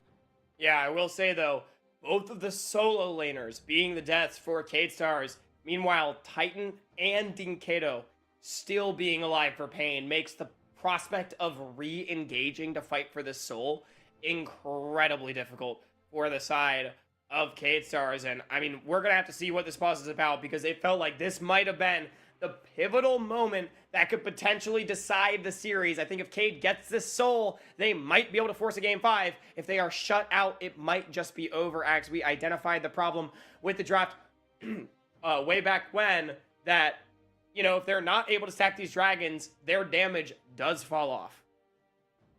See the referee over the shoulder, Jasamis there, maybe trying to figure out an issue with that particular player. And Titan doesn't seem Titan always playing for the fans, you know? Yeah, I'm going to call that an issue with the VKS. Maybe a peripheral, something like that, maybe a connection issue. But they're getting that figured out soon here, and then they'll get them back onto Summoner's Rift. It looked like Pain Gaming were positioning for a dragon take there. So it's 3v3 on the map right now. VKS may be able to push their way in. I don't think they have their jungler up though. No, they do. Jasamis is up. But it looks like they're going to give away the dragon. Not feeling confident in the 3v3 against Carioca, Dinkato, and Titan does mean Pain once again deny the soul. Vivo Cade thought about pulling the Baron as it spawned end up just opting for the vision control and will take a reset. So ultimately, despite an even fight, it is Pain that gets the objective. And look at the summoner spells for the next play, Axeman. It is Flash, still available on Titan, on Dean Kato. Yeah, he's got the flash up. No Featherstorm, no Ghost. But I do think this is a good trade for VKS, giving the Dragon for a little bit of vision control. It's going to give him a lot of safety walking in to this team that has so much pick potential. That is a Baron, though, already started up, already down to half HP. Vivo, Cade Stars, they have had their hand forced, and Desamis, can you get into the pit? Curry trying to zone him away, and it is secured by Carioca, but Curry already one-shot. It's a multi-man knockup from Gigo. Titan forced a flash, but he can't get out of the pit. He is completely trapped, as here come the Cade Stars, but it's Weiser on the flank. He's going to take down Smiley, as Titan eventually will die, but Weiser, he might just be able to carry this fight. It is 3v2. But he's in onto the back line. Everybody on K-Star so low. It's going to be another kill going over. 2v2 now. Here comes the Jax. Ultimate from Bo Delta. Trying to zone it out. But the knockup, not there. Weiser able to do it. It's a quadra kill from Dean Kato as Pain Gaming cleans up the ace and might just clean up the series. Baron in hand.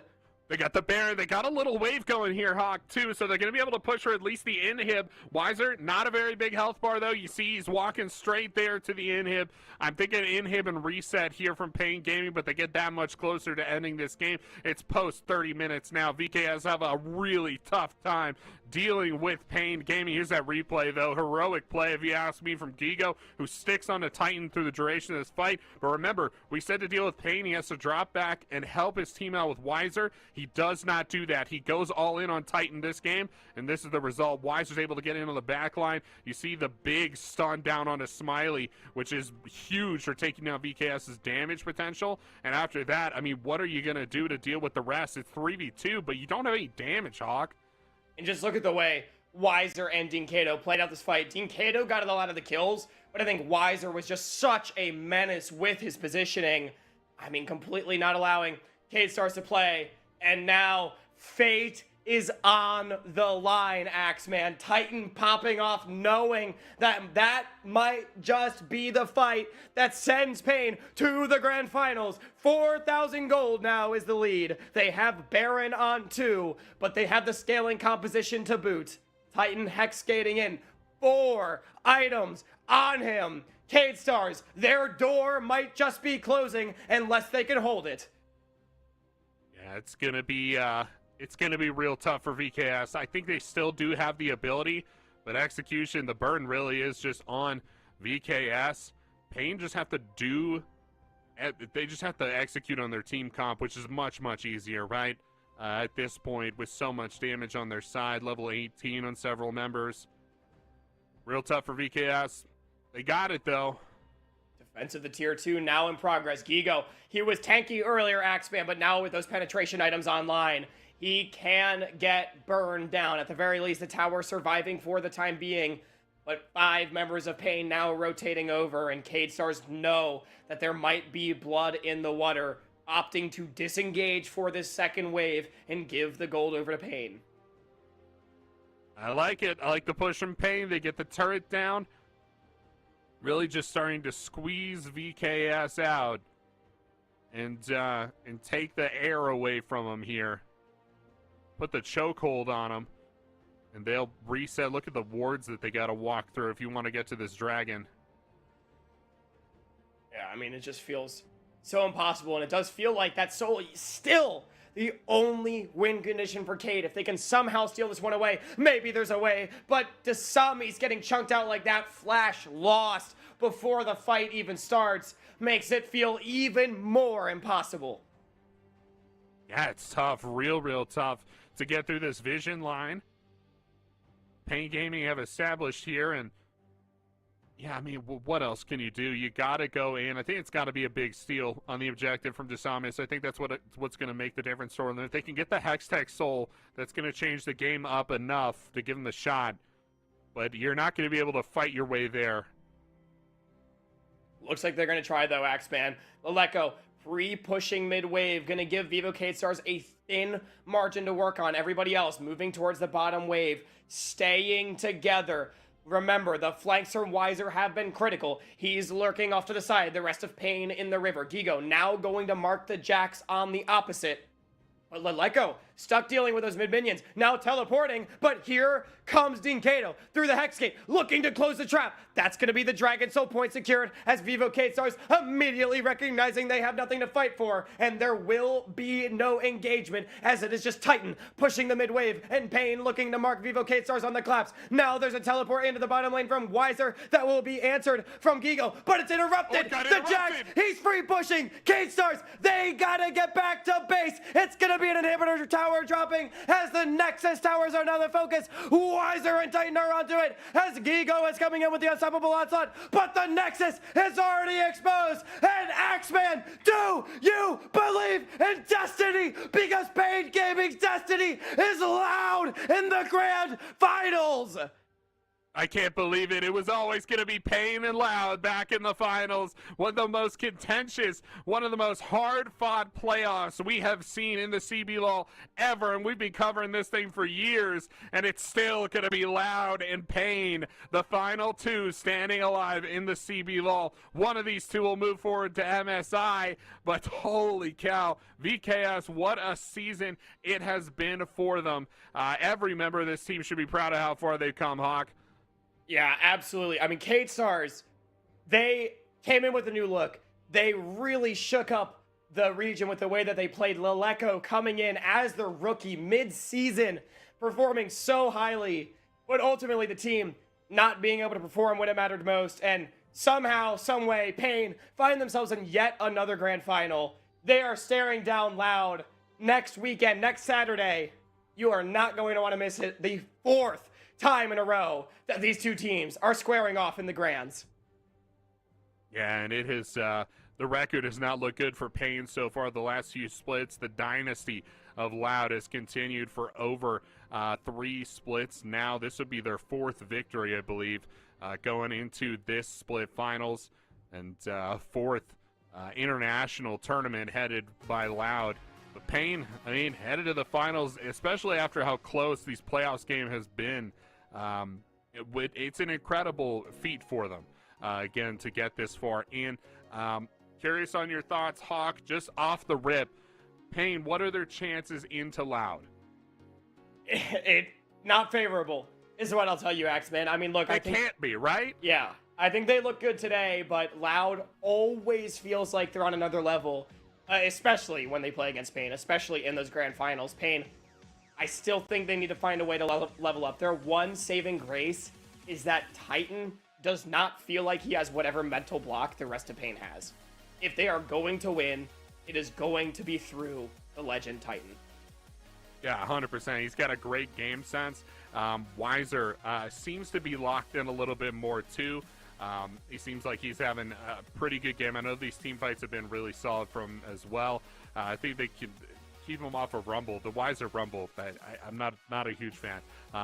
But the Jax, they can keep him playing the hits, the Gnar, the Jax. I think Pain will have a really good shot into Loud. But yeah, man, I'm right there with you. It's all Loud all the time. I've got all my Loud gear. I'm excited to send them off to MSI, but make sure you tune in on April 20th. That is the final contest here for this split of CBLOL. It's going to be an absolute barn burner, even better than what we saw today.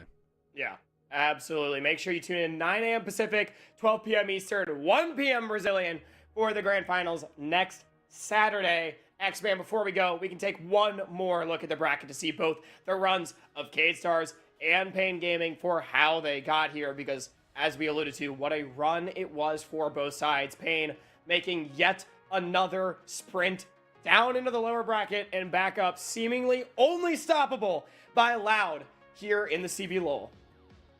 And I just, another nod at like the format, this particular split. This is a new format with double elim. How much better is this format than the previous one? I think it's so easy to just say this is infinitely better, man, right? I mean, we're getting so much more CBLOL, so many more games from these teams. I think it just makes so much more sense to play it this way than it did single elim. I mean, look at all the other series we get. Look how many more games we got to see of Pain play. in order to get to this finals. I think this is far and away the better system. Yeah, I mean, double elim in previous years, right, but a different style of double elim with the 5th and 6th seed starting at the bottom. This time, everybody started at the top. I agree with you. I mean, an incredibly competitive split, but in the end, it is only the same two that remain standing. A 4th consecutive grand final between Loud and Pain, perhaps the greatest rivalry in Brazil at the moment. Axeman, thank you so much for joining me. I'm sorry for your birthday. I couldn't get you a 5-game series. I tried my best, but We got close. yeah, and we still had a lot of fun. Absolutely, Kate Stars and Pain, you know, putting on a show for us. Pain, the better team on the day and deserving of their trip to grand final. Shout out to Rose on production as well for always making us look so good. And from all of us here at CBLOL English, I've been Hawk. That's been Axeman. We'll see y'all next time.